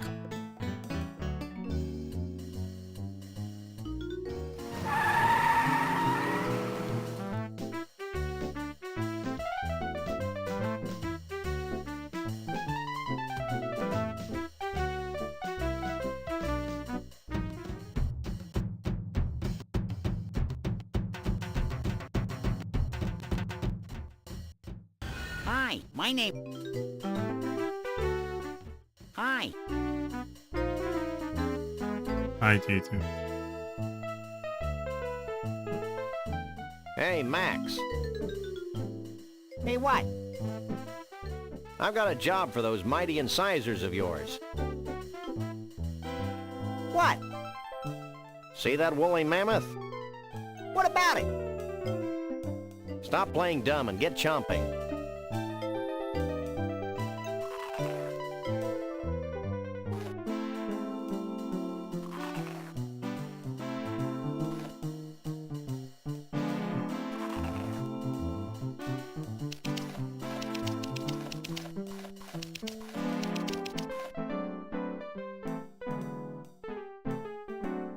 Fine work, Max.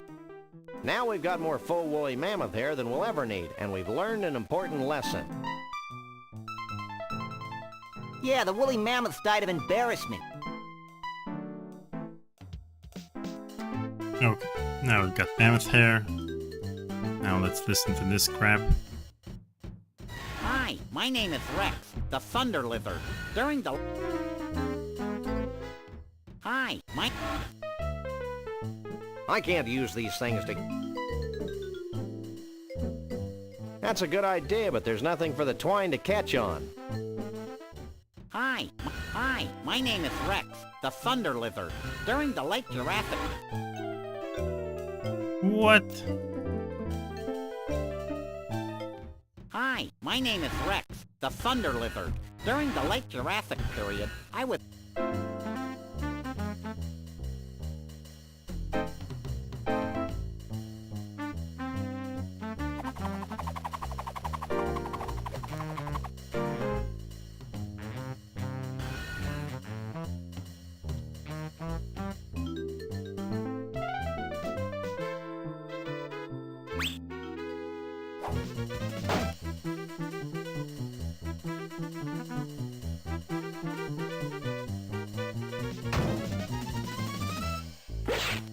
Cool.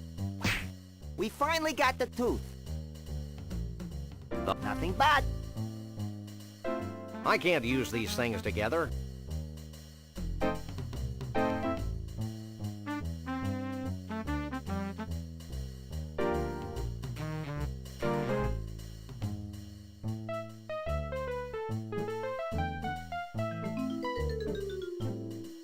This place evokes a sense of wonder. You have to wonder.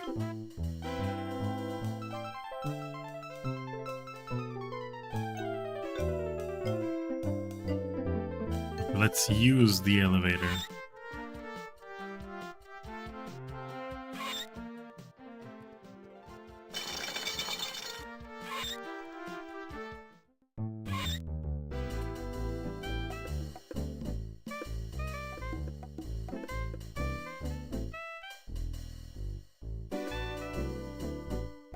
I don't think this is the time or place.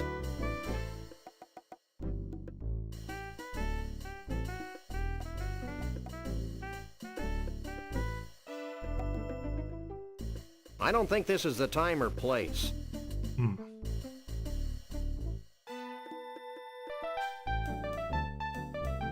No.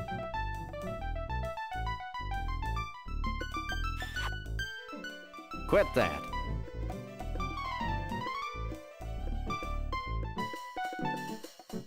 So, what do you think? It fits you just fine. Ooh, stand back. She may pounce. It's a danger I face every day. So, Max, what do you think?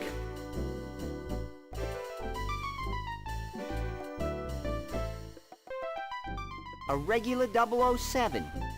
Are you sure? Clint baby would be nervous.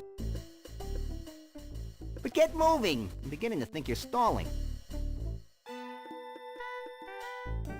Clint. Baby. Who's? I'm just waiting for my buddy to come here and check out this spectacular...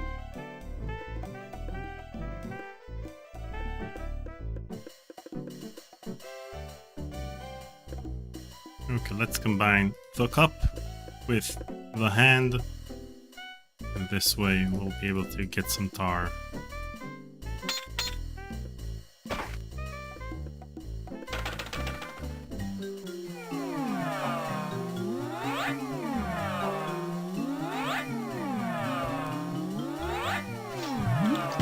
Got it.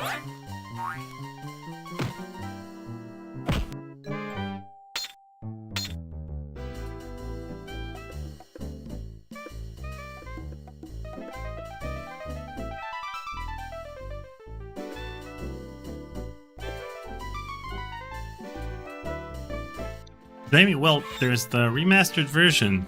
I consider the remastered versions of the Telltale games new games altogether. Since the old games feel kind of dated with their graphics and with their full screen graphics.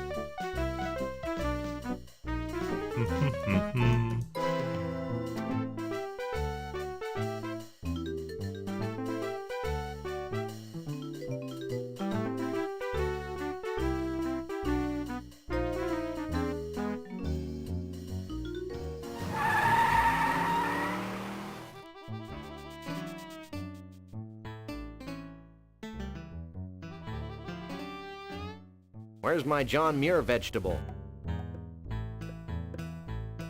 Alright. Here you go, son. A zucchini squash that looks just like John Muir. Gee, thanks, man. Thanks. Bye.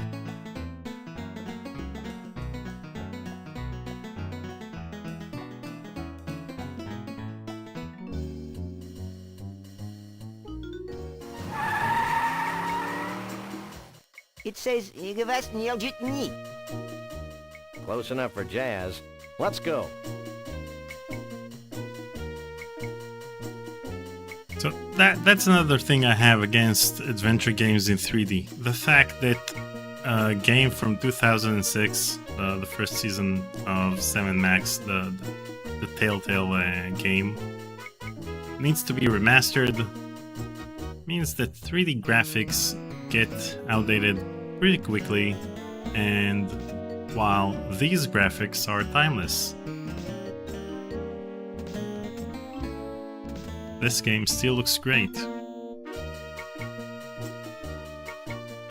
I mean, even the Secret of Monkey Island Special Edition and Special Edition of Monkey Island 2, they don't look better than the first game, than the original versions. I prefer the original versions. Okay, let's take this, use tar. Now the costume is covered with tar. And then we'll get the mammoth hair. Now we've got a Stiltwalker's costume covered with tar and faux woolly mammoth hair. Okay, now we need the toupee. Let's go to Bumpusville.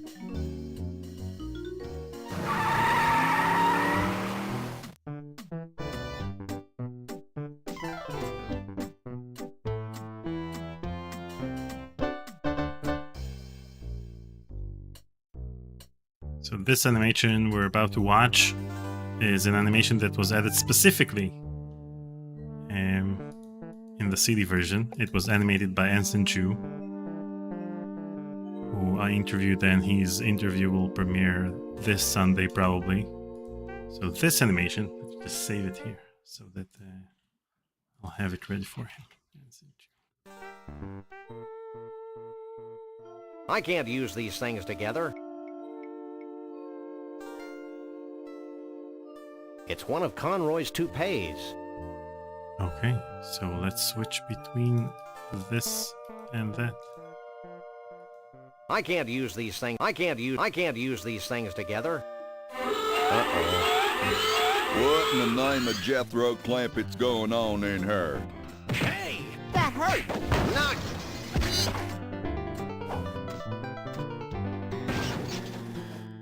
And stay out.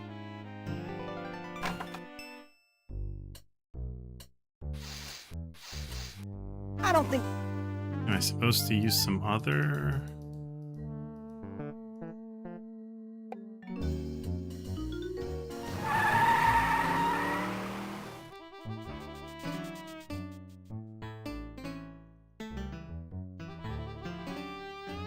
No.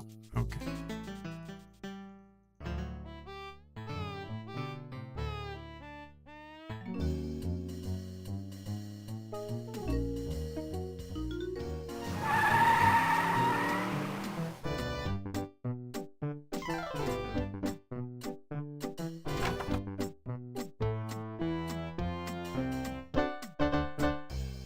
Okay, so once again, the scene we're going to watch was a scene that was created specifically for the CD version.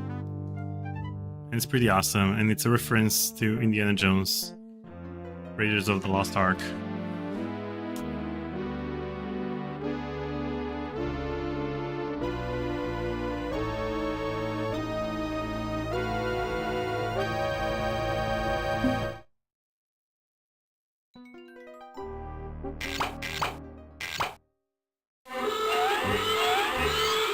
Hey, that hurts. Knock it off. Okay, And stay out. we'll stay out, and we've got the toupee, so we're good to go.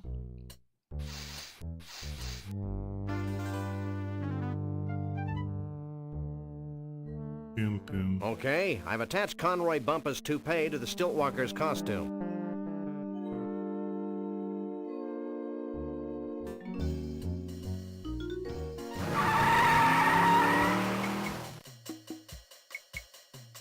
I don't think this is the time or place. It is.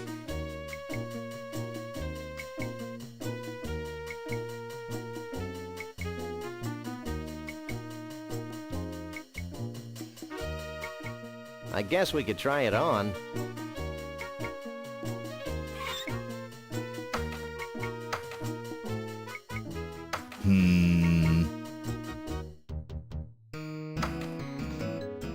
Hey, that's a downright nice Sasquatch costume. I'll let you guys in with that one.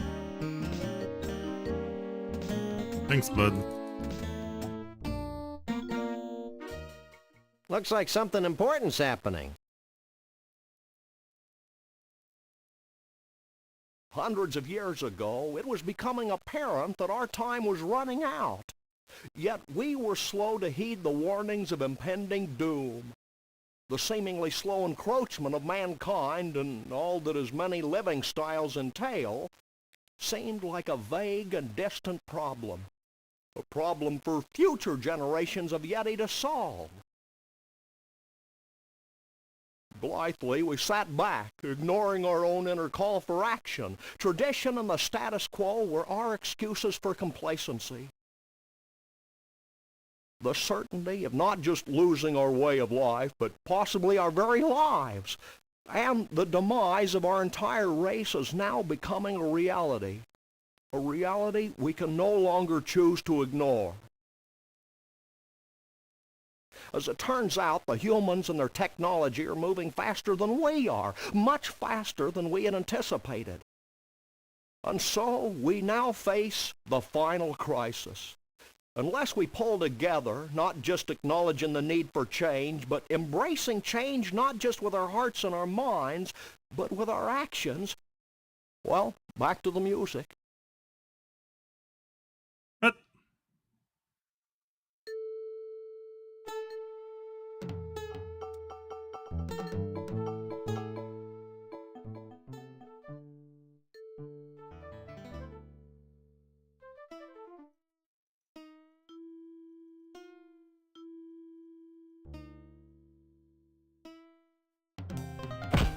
Yikes!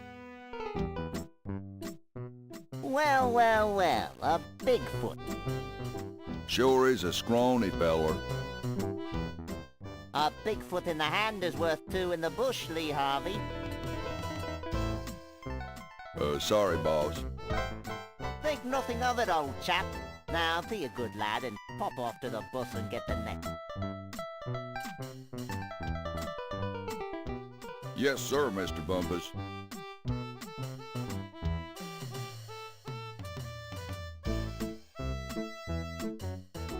There's something you should know, Bumpus.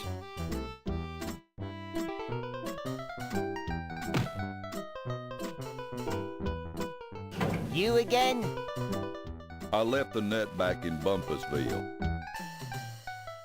Forget the net. We're gonna disguise ourselves as a Bigfoot. Why? So we can infiltrate their ranks, learn their ways, and pick them off at our leisure. Oh.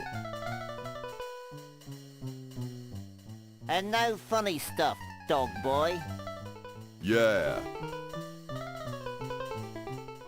Hey, Max, why don't you make yourself useful?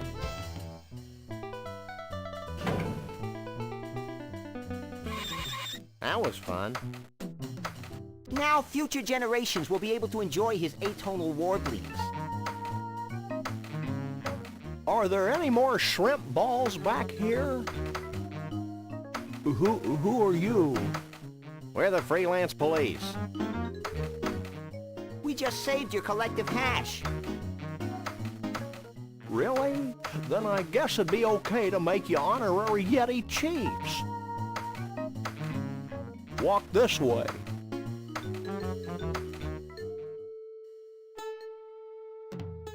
Can I have your attention, please?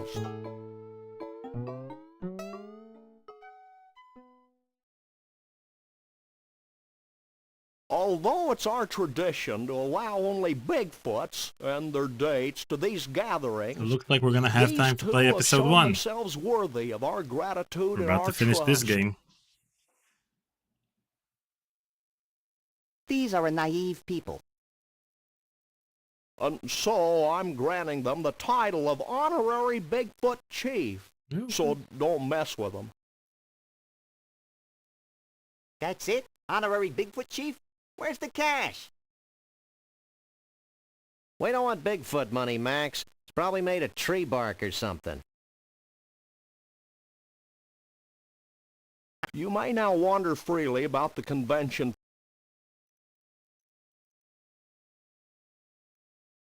floor without concern for your health. Gee, thanks. Think nothing of it. Follow me.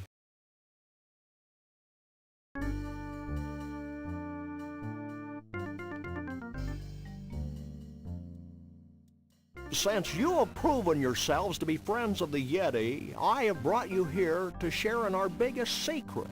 These great totem poles have been gathered from across the world and passed down from generation to generation of Bigfoots. Like fruitcake. We believe they hold the answer to our ultimate salvation. But the secret of their purpose is a riddle we've been unable to What's up with the subtitles? fathom. Sounds heavy. Like fruitcake. It's real heavy. Bruno. Like fruitcake. Why aren't you at the party? Who can party while their world comes to an end? Most of your mange-ridden brethren, apparently. I told you it was a bad idea to spike the punch. I thought it would loosen up everyone's imagination.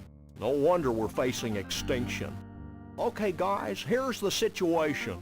The Bigfoot way of life is rapidly going down the tubes. These totem poles might be able to save us, but A, we don't know what they mean.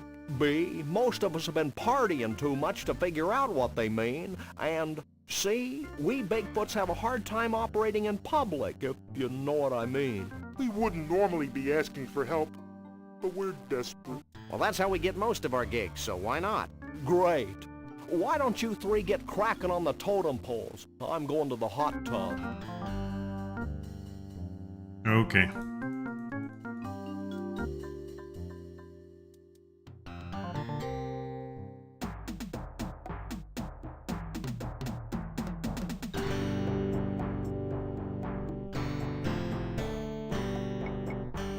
Let's get the wine bottle. let's get cracking.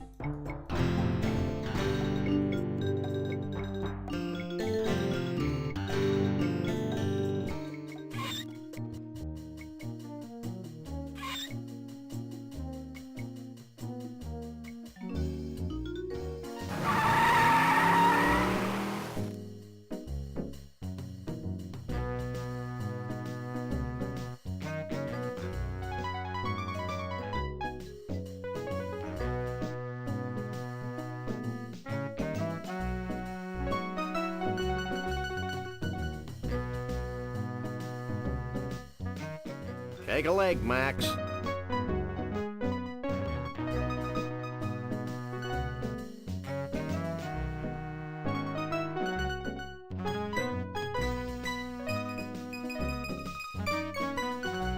Okay, now let's bend the ice pick.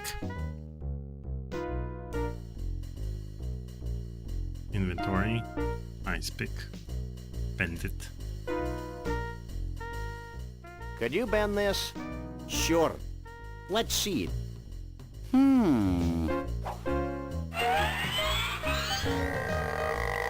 How's that? Great. How's that? Now we're gonna use this to open the... That seems to have gotten the cork off. Shall we raise a toast to nuclear disarmament? With this poison? Don't be silly.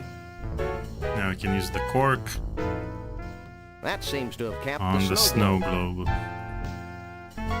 Now let's go to the mysterious vortex.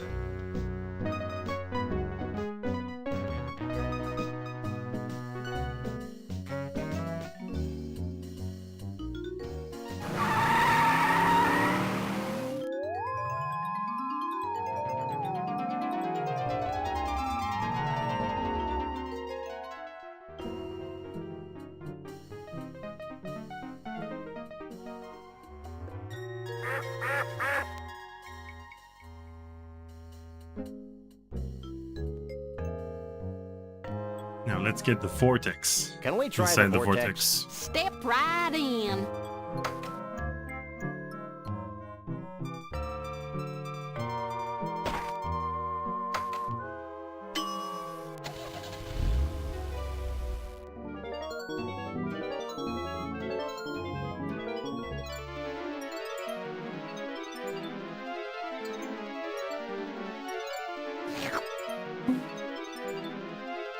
That's a cool animation.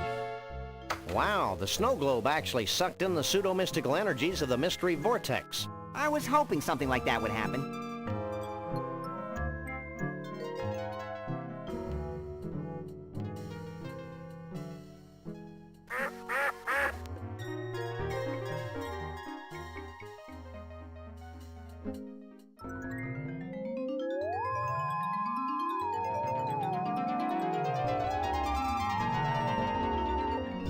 Okay, now for the last part.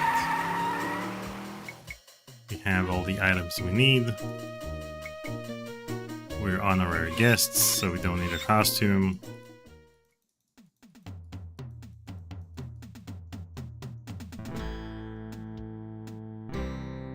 Just go outside and do our thing.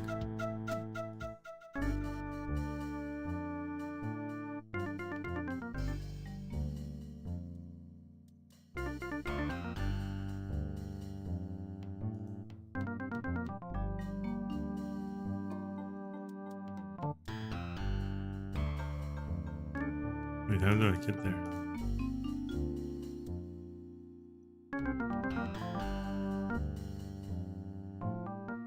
This is a completely unusable thingamabob. What?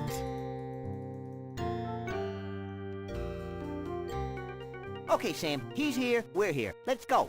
Wait, go where? Back to the carnival so we can get paid, you big lummox. I may be slow, but I am not stupid. I'm staying right here. Psst, Max. What? Maybe we should wait a while before returning Bruno to his well-meaning yet horribly twisted owners. Why? Because I have a sick, gnarled premonition that something important's going to happen to the Bigfoots.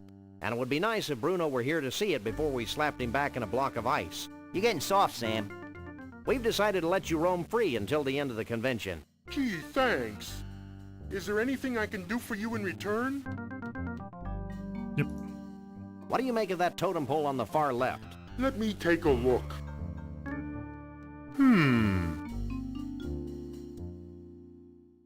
Well? It's a totem pole. And? It's made of wood. It's not too late to take him back to the carnival, you know. Ah, come on. Be seeing you. Wait, how do I get back there?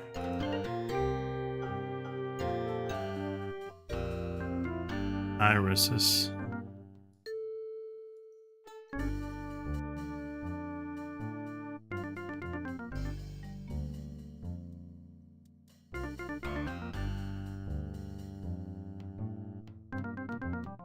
I don't think he'd want that. I can't use these things together. How do I go behind? Wait. I don't need a hint.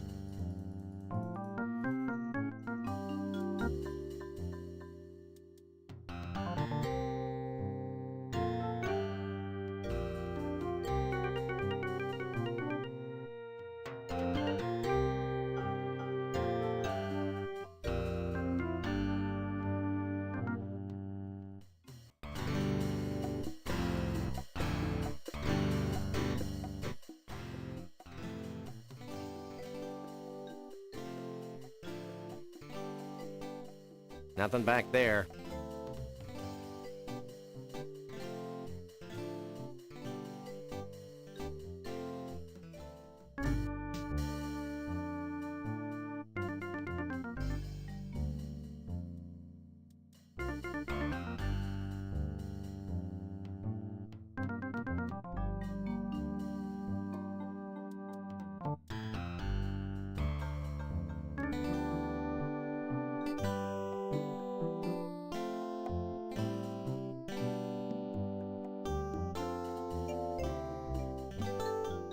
I think I figured out one of the totem poles. Let me see.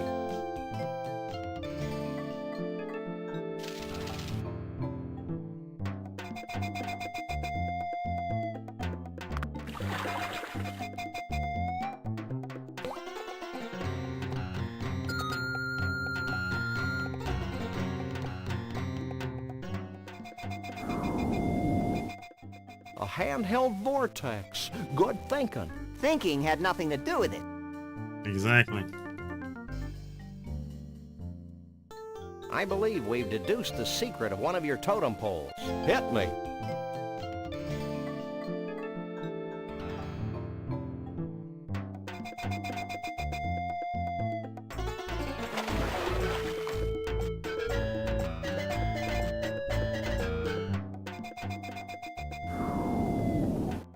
Combination of man and nature. Inventive. Is it soup yet?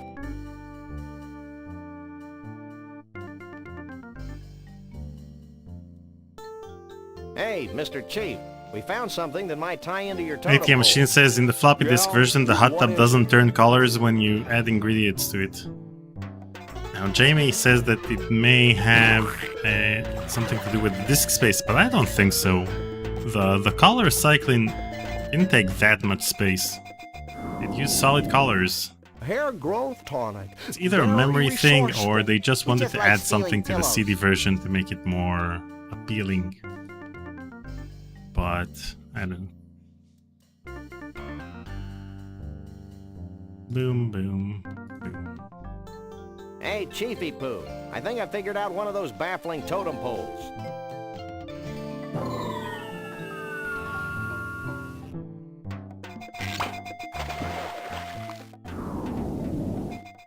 A genuine dinosaur tooth. I figured it might be something like that. Did he say genuine? Well, that should do it, right? Nothing's happening, Sam. What's the story, Pops? I don't know. I'm sure you got the ingredients right, but... Of course, how silly of me. What? In order for the spell to work, we need a living Bigfoot sacrifice. It'd be a shame to lose one of these furry fellas, don't you think? Wait, I've got an idea, and it doesn't require high explosives. Wait here. While he's gone, I'll go see if any of the Bigfoots wants to off themselves for the greater good.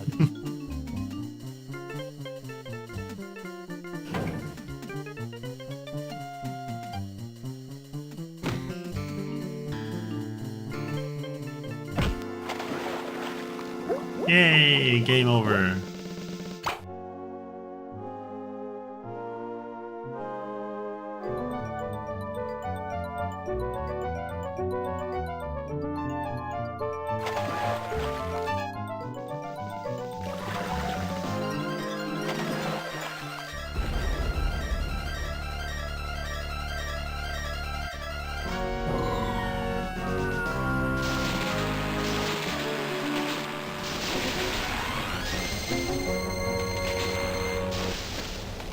Yay, we ruined the world.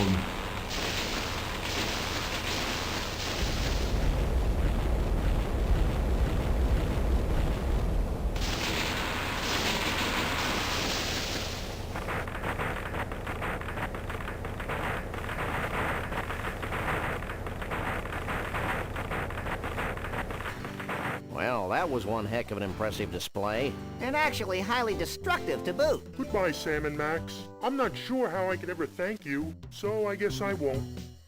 Will you and Trixie be heading back into the forest to live an idyllic, nature-oriented existence together? Hell no. We're going to Vegas to get hitched. If it hasn't been trashed by all this crazy redwood nonsense. We want to be in a place where we can sort of blend in, live our lives, maybe even raise a family. Ew. Goodbye, everyone. Goodbye, you nutsy primitive man-beast, you. You boys should be proud of what you've helped us achieve here today.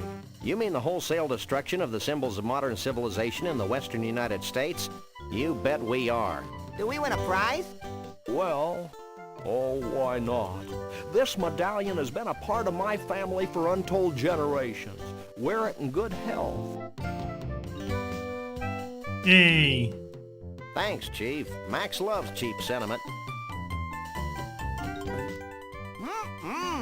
Foil covered chocolatey goodness. What's wrong, Sam? I don't think the wizard has anything in that bag for me. Well, I could give you my ritual headdress that I bought at Snucky's last week. I appreciate the gesture, but I've already got a hat. Well, that's fine too. Farewell, Sam and Max. Remember, though the night be dark, the dawn yet shall awaken and annoy you. Have a nice day. I'll miss that old rascal. I'll miss the way he smelled like a bag full of damp hamster shavings. Just like Grandpa. Hey, we forgot to get I'm paid. using Dream. Don't worry, little buddy. I've got it all covered. I hope you're happy. With those idiots on the case, we'll probably never see Bruno again. Oh, lighten up, Burl. Hey, they're back. Did you find Bruno? Of course. Bruno! How can we ever repay you? The blank looks on your faces are the only reward we need. That and a big fat check. Would you settle for 3,000 skee-ball tickets? Close enough. Let's go, Max.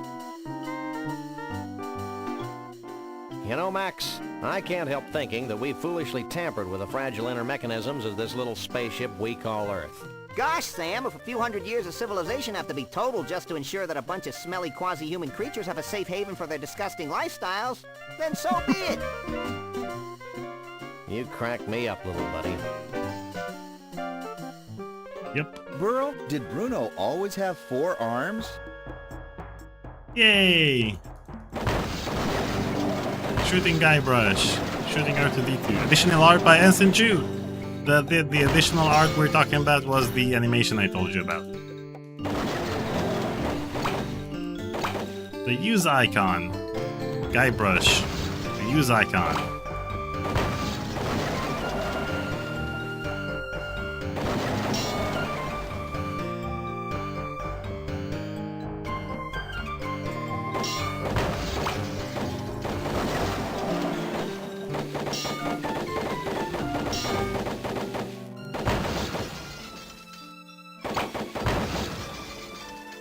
Okay.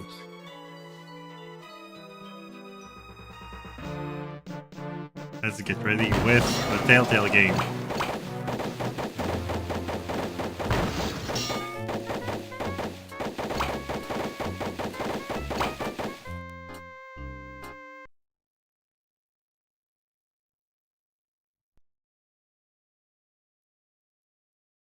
So I'll take a short bathroom break and I'll be right back, and we'll continue with the first episode of Season 1 of the Telltale 7 Max game, the remastered version, which came out 2 years ago. I'll be right back.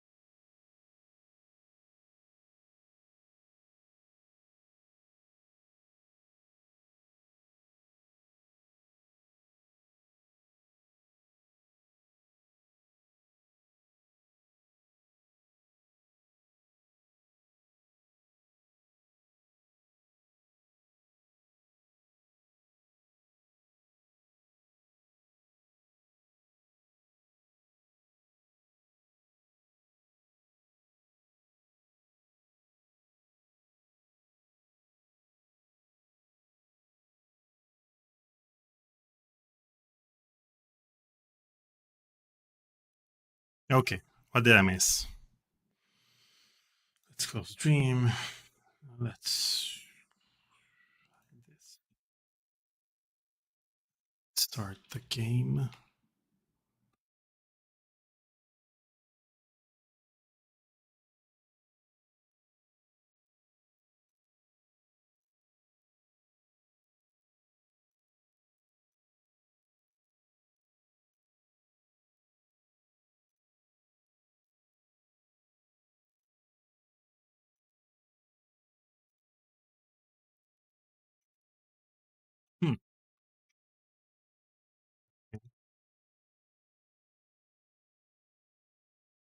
Like the bottom part is not being covered.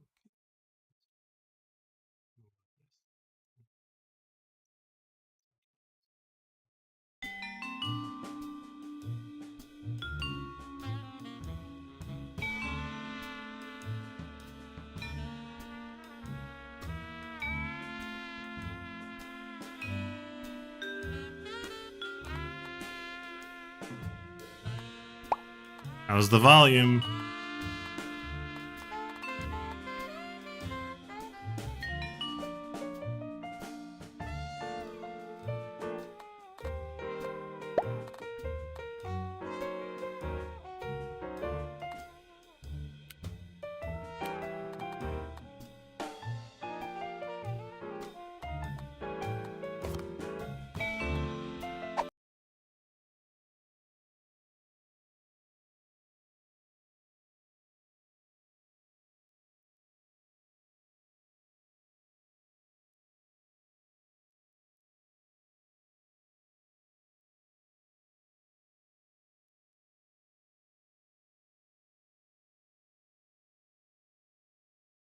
Mm-hmm.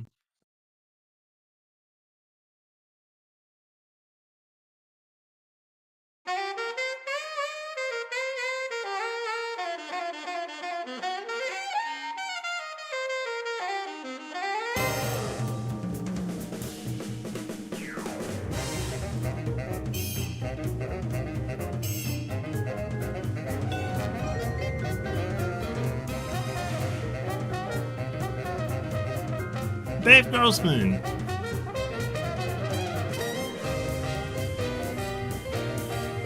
Yeah, Jamie Haddock. They changed some of Bosco's dialogue and they even changed the voice actor.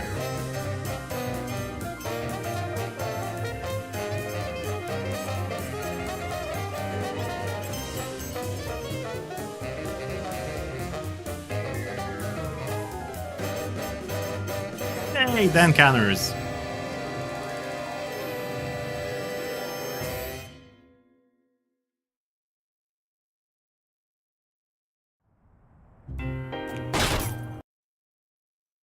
Wait, let me... Quit moving around so much, bobblehead. When are we gonna get another case, Sam? Surely the local lawbreakers must miss our esoteric brand of personalized criminal justice. Patience is a sharp razor to swallow, little buddy. Okay, don't scream this time. Ah! I got it! I got it! Hello? Leave Swiss cheese by the rat hole, or you'll never see your precious phone alive again. Jiminy Christmas Eve in a padlocked sweatbox. Some misguidedly ballsy felons napped our phone. Eerie. I just went cheese shopping. How did they know? Be sure it's Swiss cheese, right? And be quick about it. Ordinarily, I hate yielding to extortion, but I have to admit I'm half charmed by the sheer spunk of that oily little perp. Where'd you put the cheese, Max? Gosh, it was hours ago. You know I have the memory of a dried trout. Sadly, yes I do. Well, it's gotta be somewhere in this room. Okay.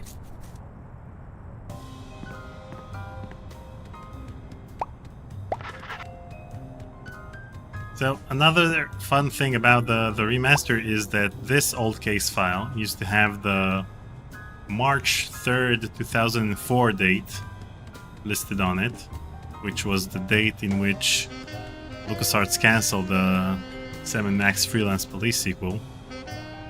But in the remastered version, it also includes the September 21st, 2018 date, which references the closure of Telltale Games. Ah, yes, I remember that case. Particularly gruesome. Yup. Quite gruesome. Aha! Oh, there it is!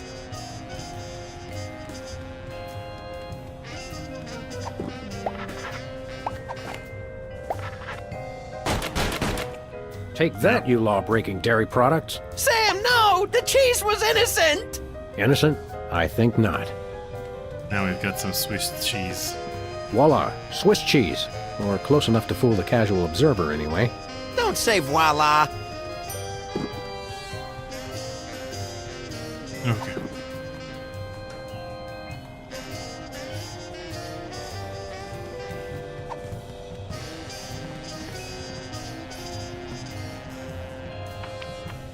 Greetings.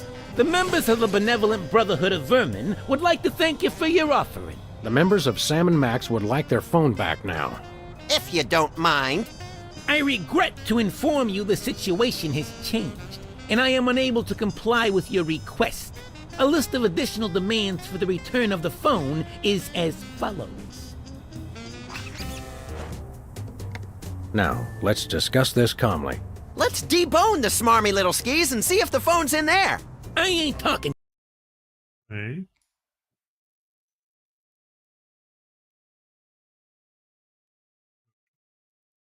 This is better. I ain't talking. Coppers, Jimmy Two Teeth ain't no rat. Well, I ain't talking.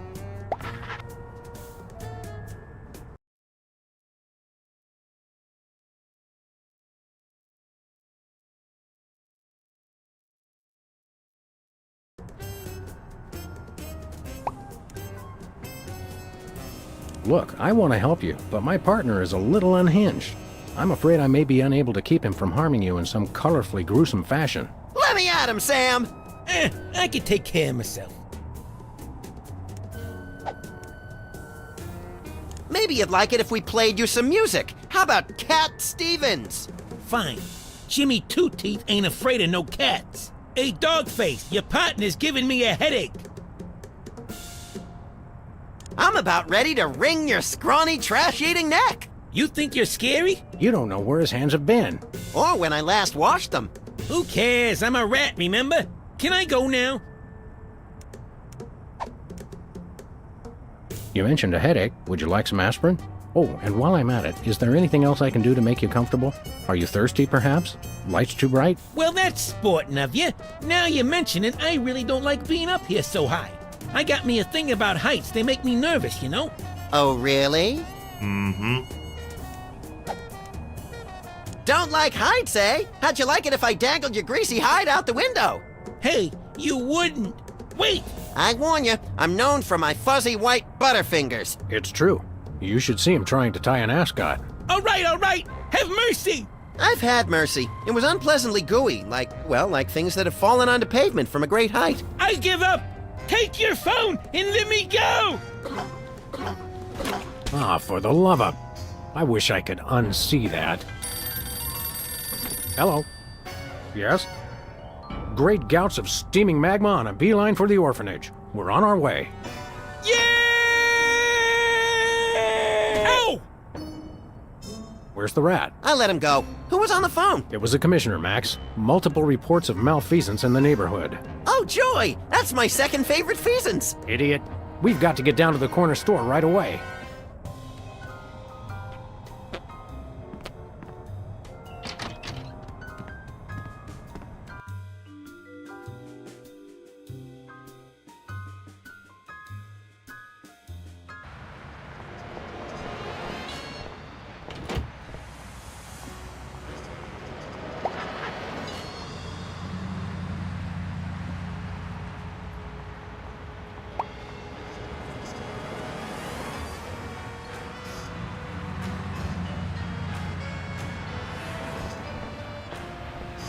Magic Herring says comparing the remasters to the original release really shows how much atmosphere some improved lighting adds. The same goes for the Green Fandango remaster. When you see the shadow that the blinds are creating, the shadows that the blinds are creating on Manny in at the beginning of Green Fandango, really sets the atmosphere better than the original did. Say there, unfashionably dressed street urchin. Oh, you made me mess up. Now I have to start all over. Yowzers, you are one ugly kid. Hey, I know you. Oh, that's right. You're one of the lovable scamps from that old TV show about the singing soda jerks. It's called the Soda Poppers, and the 70s are not old. Specs, it's you! Wow, an actual celebrity vandalizing our neighborhood. This is great! Tell me something about that trendy modern street art you're perpetrating. What about it? Do you live to paint, or do you paint to live? I don't know why I do it. I just have to paint. How did you select your subject matter? He looks like a fried egg. It's Brady Culture. He's the genius behind the IBO Ocular Fitness program. You really should try one of his videos. I'd rather try a fried egg.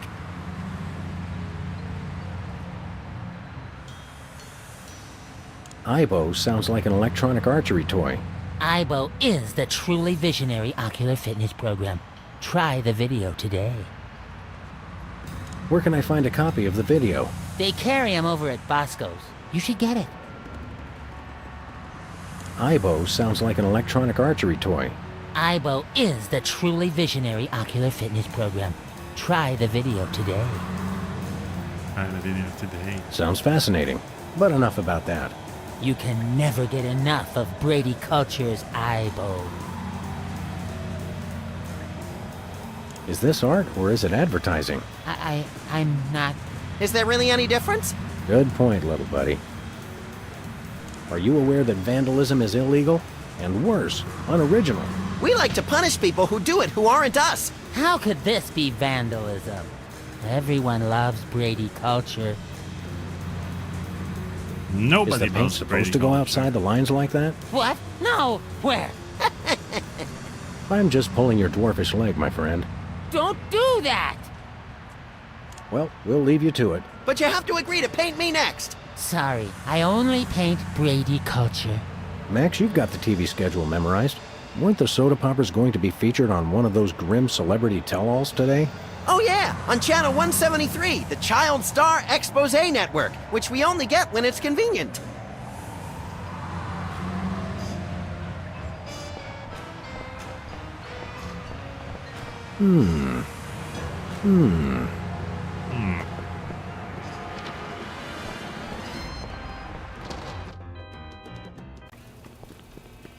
Have no fear, simple citizens. The freelance police are here to keep the peace. Violently, if possible. You called? It's just you two? Where's the SWAT team? Where's the National Guard? Where's NASA? NASA? Hold on, Bosco. What's the problem? What's the problem? It's a terrorist! A Munchkin terrorist! He'll be the death of us all! Where is this Lilliputian agitator? Are you blind? He's right... Hey, it's another one of the soda poppers! Isn't he the one with the bladder control issues? Yeah, Whizzer! He's a former child star? Oh, just lock him up and throw away the jail! One of us needs to take a couple dozen elephant tranquilizers and call it a day. And you should take a few yourself! How can I be calm with a Munchkin terrorist in my store? Exactly what is the nature of Whizzer's malfeasance? He's delivering videos I didn't even order. Brady Culture's Ibo? What is that? Oh, it's something bad, I can tell you that.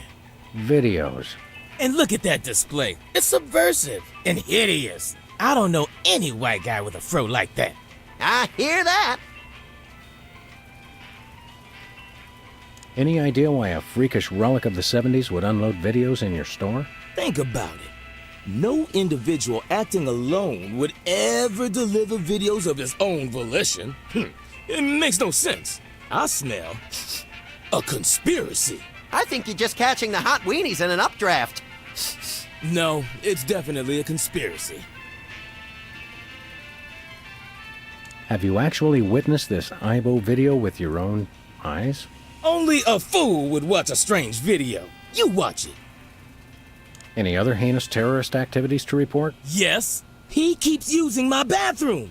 Who knows what he's doing in there? I think I know. So, we've got an unwanted video dumper and serial leak taker. Not even the National Guard can help us now. What sort of malevolent forces would conspire to burden you with unwanted video cassettes?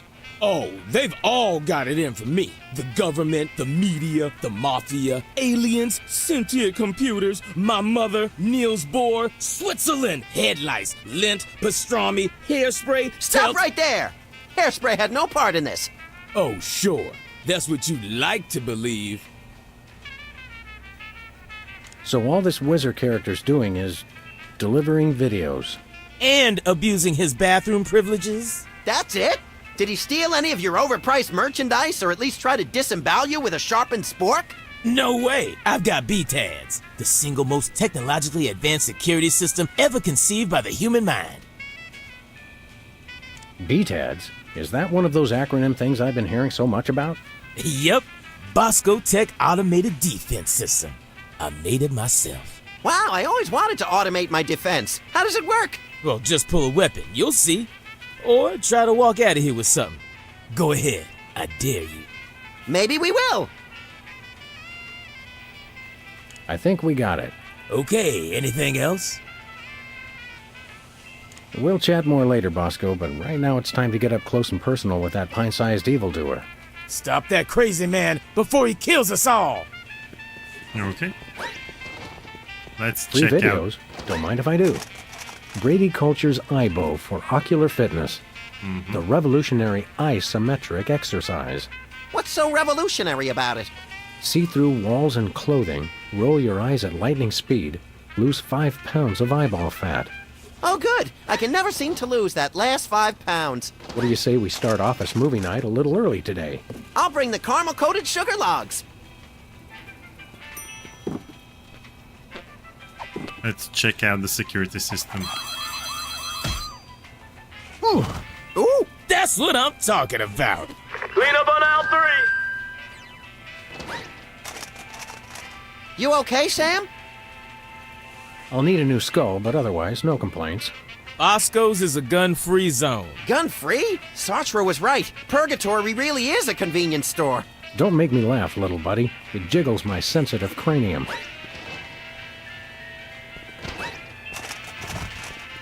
$1 lottery tickets, $2. I'm feeling lucky already. Well, it is on special. And we are running dangerously low. Okay. One is literally more than enough. One is literally more than enough. Hey there, Mr. Whizzer. No need to be formal. My friends just call me Whizzer. And so do my enemies, and lots of people like you I've never met. Everyone calls me Whizzer. My cousin's wife's dentist loved your show. Oh yeah, we've always been a big hit with the dentists. Gee, I wonder why. Hey kids, guzzle soda like the soda poppers, and you'll need so much expensive dental work, you can kiss college goodbye. Max, your unbridled cynicism is like a breath of fresh air on a crowded subway. How about an autograph for my pal, Max? You could write, "To Max, thanks for saving my life that time in San Remo." Gee, I don't really have time. I've got a lot more videos to deliver. No time? Don't they give you bathroom breaks? Sure, but I don't sign autographs in there anymore. There was an incident. Any chance we could get you to sing the song from your old show? Yeah, the theme song. What was it called? It was called More Than Jerks, but I can't sing it. I'm too embarrassed. Are you anything like the character you played on the TV show? Yeah, like do you really have to hit the John every 5 minutes? Sometimes every 3 minutes. It's like having a superpower. Didn't I see you on a TV commercial a while back? Yeah, what was it? Bowl cleanser, adult diapers, erectile dysfunction? All three! Come on, sing the Soda Popper theme song. No, I don't think so. Well, that's nice. What is? If you'll excuse us, we've got shopping to do. Take a copy of the Ibo video while you're at it. It will change your life. We got one, thanks. Public restrooms, unholy temples to all things unsanitary. I wouldn't go in there for all the TNT Landia. I'll do it.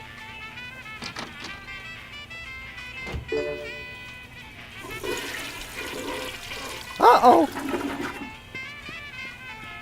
Time out for number one. Looks like he opened his floodgates. I hope he enjoys it as much as I did.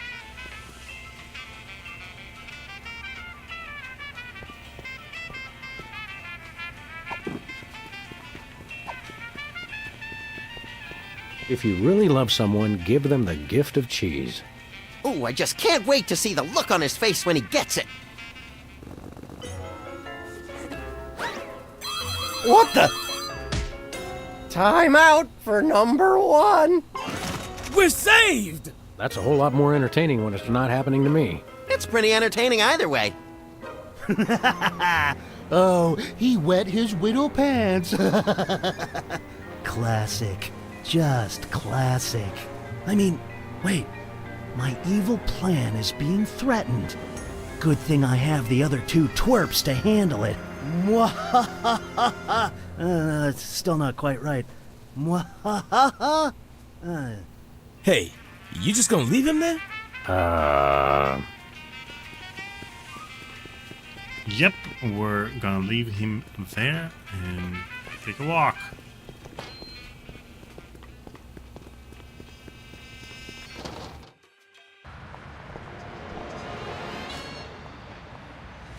Time for movie night. Wait, where's my cursor?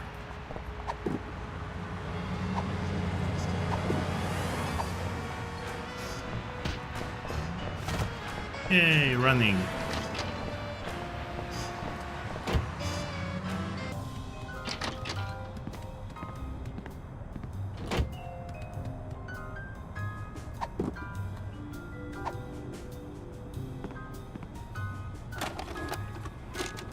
Okay, Max, ready for that ocular workout? No! Stop!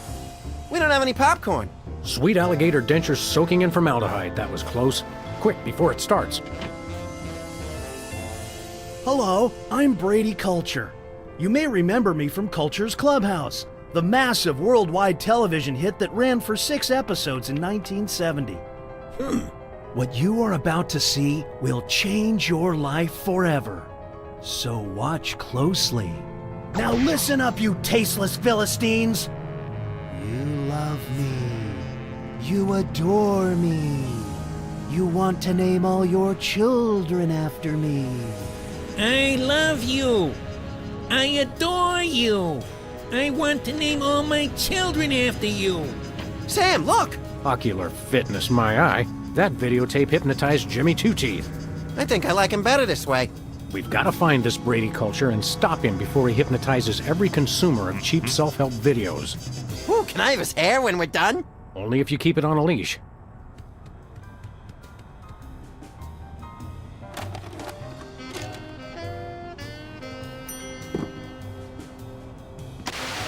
On this week's edition of Oh, Is He Still Alive?, we look at the stars of the 1970s television hit, The Soda Poppers.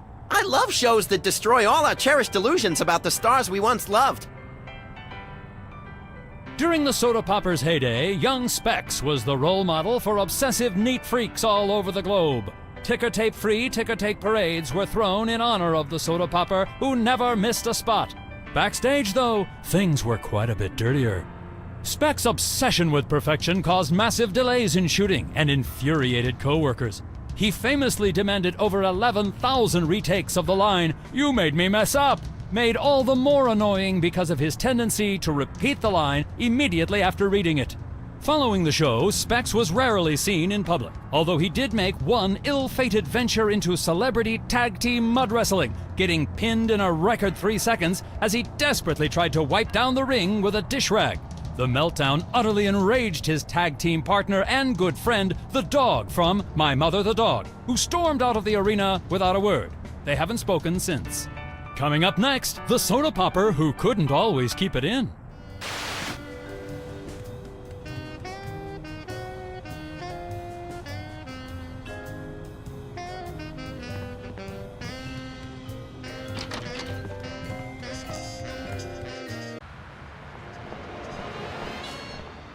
So anyway, like I was saying at the beginning of the live stream, if you have any questions for Steve Purcell, please write them in the chat. Where we going, Sam? Let's go cruise for lawbreakers, Max. Goody!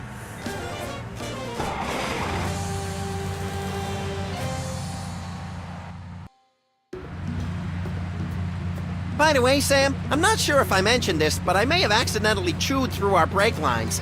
No, I don't think you did mention that. I guess we'll just have to slow down by violently rear-ending other motorists. Already planning on it, little buddy. Minigames. Take the wheel, little buddy. With pleasure. Please accept my condolences for your taillight. Sam 1, taillight 0.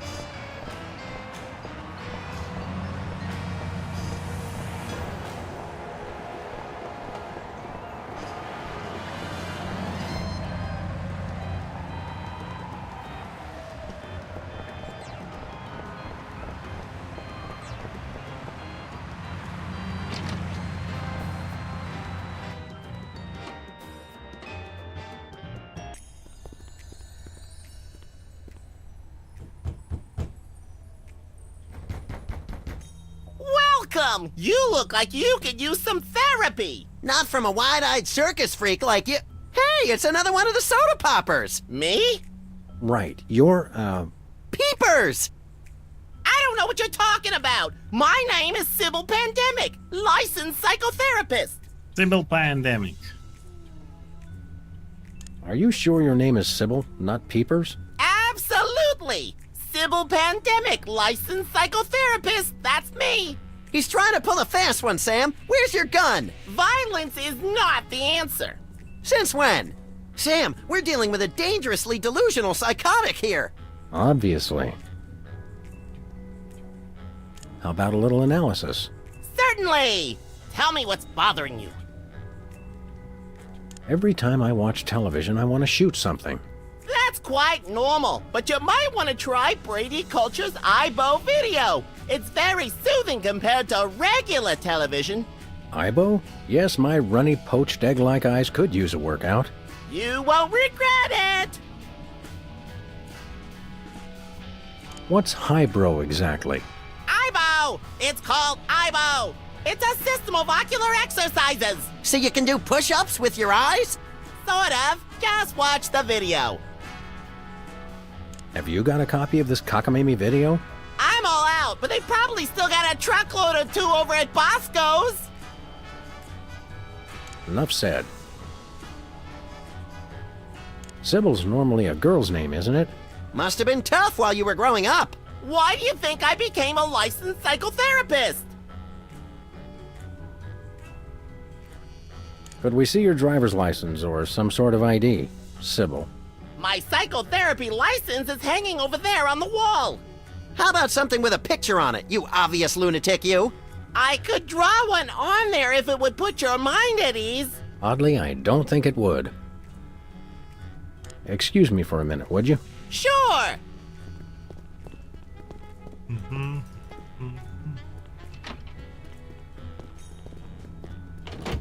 Relax.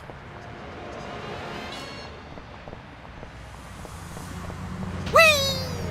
Where we going, Sam? Let's go cruise for lawbreakers, Max. Goody!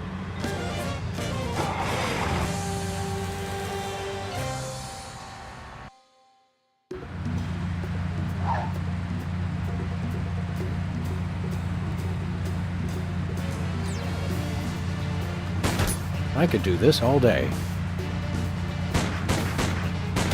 Please accept my condolences for your taillight. Sam 1, taillight 0.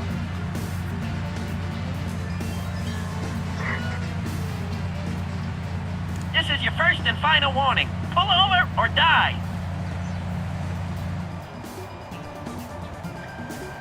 Hello, we're freelance police. And you're not. Ergo, we call the shots around here. Oh, why did you stop me? Your taillight's busted. But you're the ones who broke it! Your point being... What's the fine for a broken taillight? Why, isn't it $10,000? What? Are you crazy? Oh, one moment. Allow me to confer with my legal counsel. My attorney has advised me to pay the fine. Now, if you'll excuse us, we have some accounting to do. Thanks, sucker!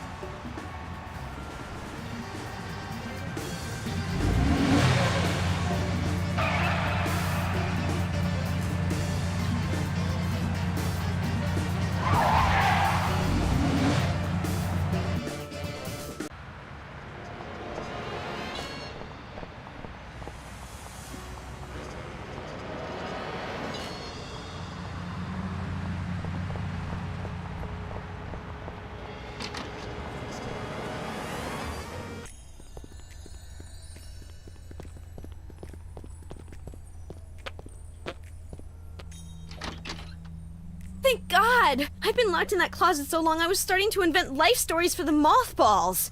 I've got to sit down. Oh my God! He's still here? Call a cop! You're in luck, ma'am. Sam and Max. We're freelance police. Sybil Pandemic, licensed psychotherapist. Nice to know ya. Arrest that lunatic immediately! I thought psychotherapists didn't use words like lunatic. Really? Does it say that in the handbook? The psychotherapist handbook or the lunatic's handbook? There's a difference? But he's my pal. You're friends with that overgrown sociopathic child? Oh, sorry. I thought you meant this overgrown sociopathic child. What's the charge? Assault! Kidnapping! Identity theft! Those are good charges. Some of my favorites! And what about mopery? He locked me in the closet, and he's been pretending he's me. Gadzooks, why? Well, these cases can be very complicated and delicate. There may be repressed feelings of inadequate transference or latent unwarranted hypochondriac Freudianism. Come again?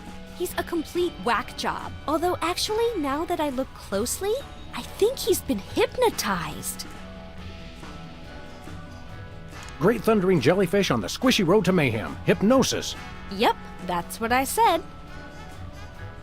Are there steps we can take? Soothing music, or perhaps some sort of invasive surgery? Shock treatment! Shock treatment!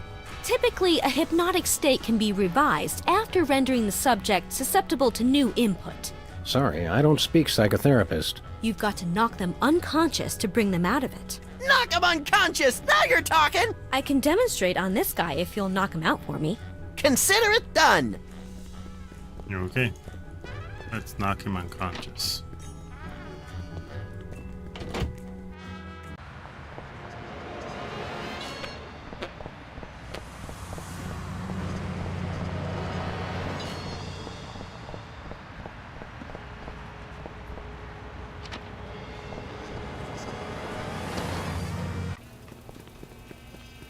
Who's there? Oh, it's just you.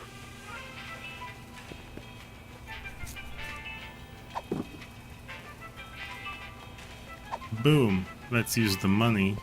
We want to buy something. Ah, what you got your eye on? What have you got?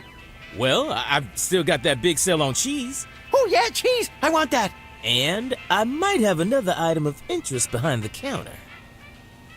Like what? I accept your thinly veiled invitation to ask about the item behind the counter. Oh, it's just a little something I like to call a tear gas grenade launcher. Tear gas grenade launcher? Oh yeah, I really want that! It's the latest in Bosco Tech innovation. It'll clear out any room in no time guaranteed. I feel really close to you right now. We got your tear gas money right here! Really? Well, all right, here you go. One tear gas grenade launcher. This is a salad shooter filled with onions. But it works. Trust me. Trust me. Now put that away before someone gets hurt. What do you mean?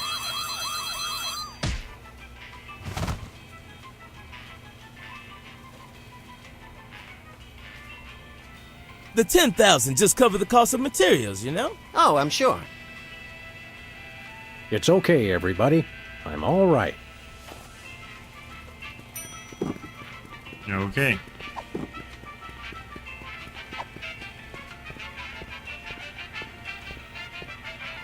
Now let's see what else we've got. One is literally more than enough.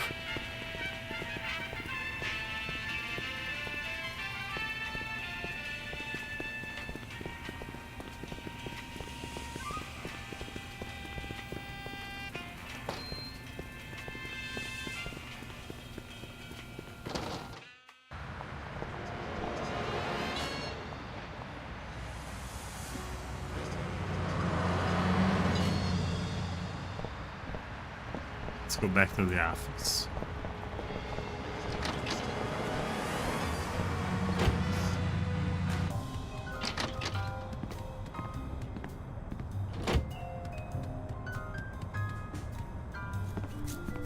This might come in handy. Don't do that again. That's a Schwex joke. Good old Lou. Who's Lou again? The bowling ball, of course.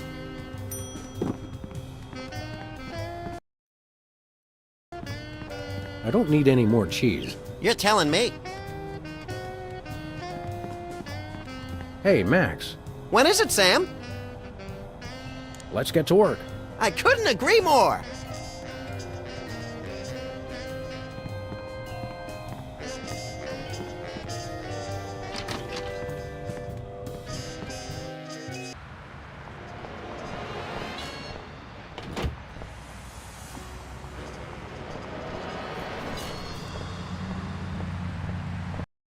Here we have a cursor.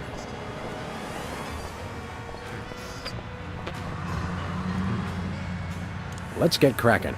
Yeah!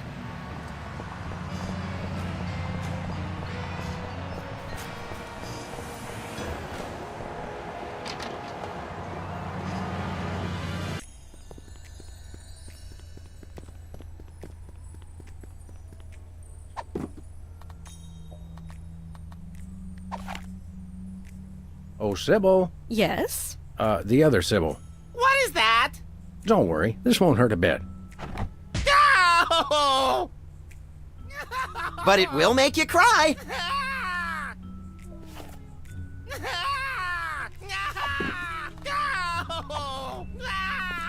Please, Sam, allow me. Now, Peepers, this is going to hurt us a lot more than it's going to hurt you. Just kidding. It'll definitely hurt you more. Sweet dreams, Peeps. I can see you. Oh my, that was great. That was great. Except, hold on. My evil plan is in jeopardy. Who dares to oppose me? Hey, that was pretty good. Better. Nice work, you two. Now I can try to bring him out of his hypnotic state. Take control of your mind. I don't think he can hear you. Sure he can. He's unconscious, not dead. Minor detail. Destroy the intruder in your dreams. Regain control. What? Hey, what am I doing here? What's going on? Sybil? My name's not Sybil. It's Peepers. Oh, yes, it is. Are you okay? How do you feel? I've got a bit of a headache. I had the weirdest dream. And there was someone unusual in your dream, wasn't there? Yes, Brady Culture was there.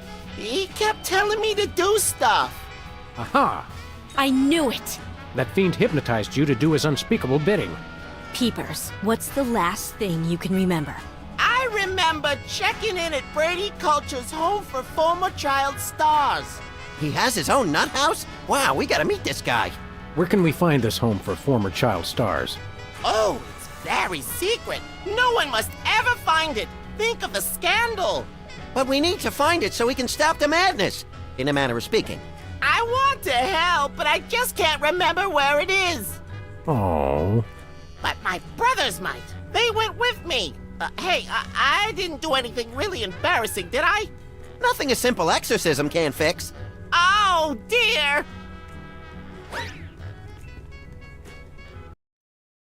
Okay, so now I think we're gonna cure the third soda popper and we're gonna call it a day. Let's see. What needs to be done about him?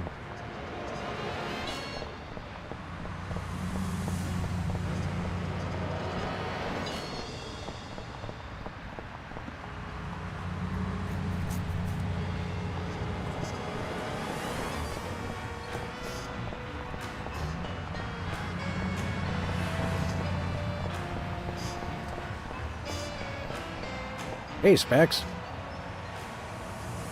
Let's talk some more about your artwork. What about it? Max, is that a fly in the paint there? What? No, where? Just kidding again.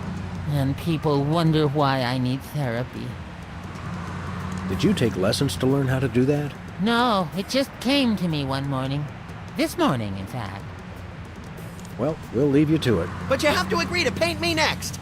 Sorry, I only paint Brady Culture.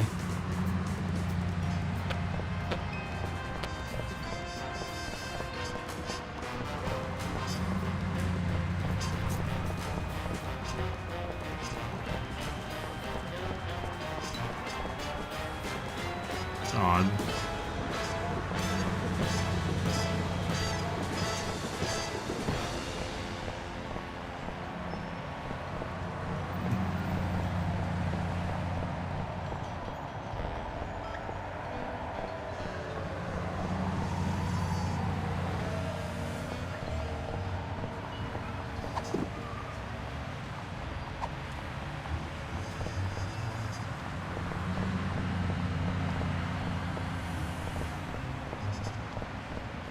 Takes me back to my childhood.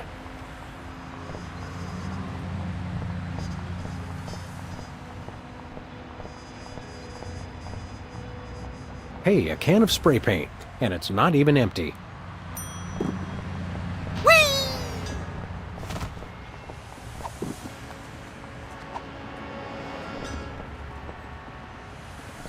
This could use a little improvement.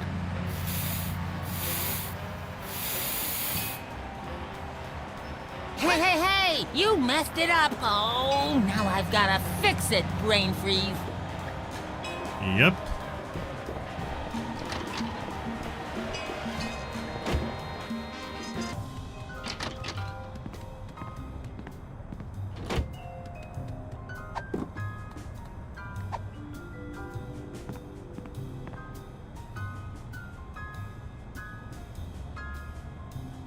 Can you believe we get paid for this?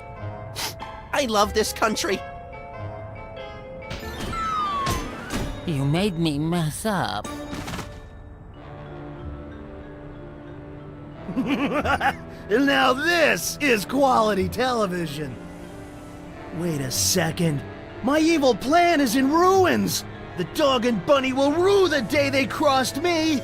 Rue the day, I say! Well, we've admired our handiwork long enough. Maybe just one more second? Okay, let's go.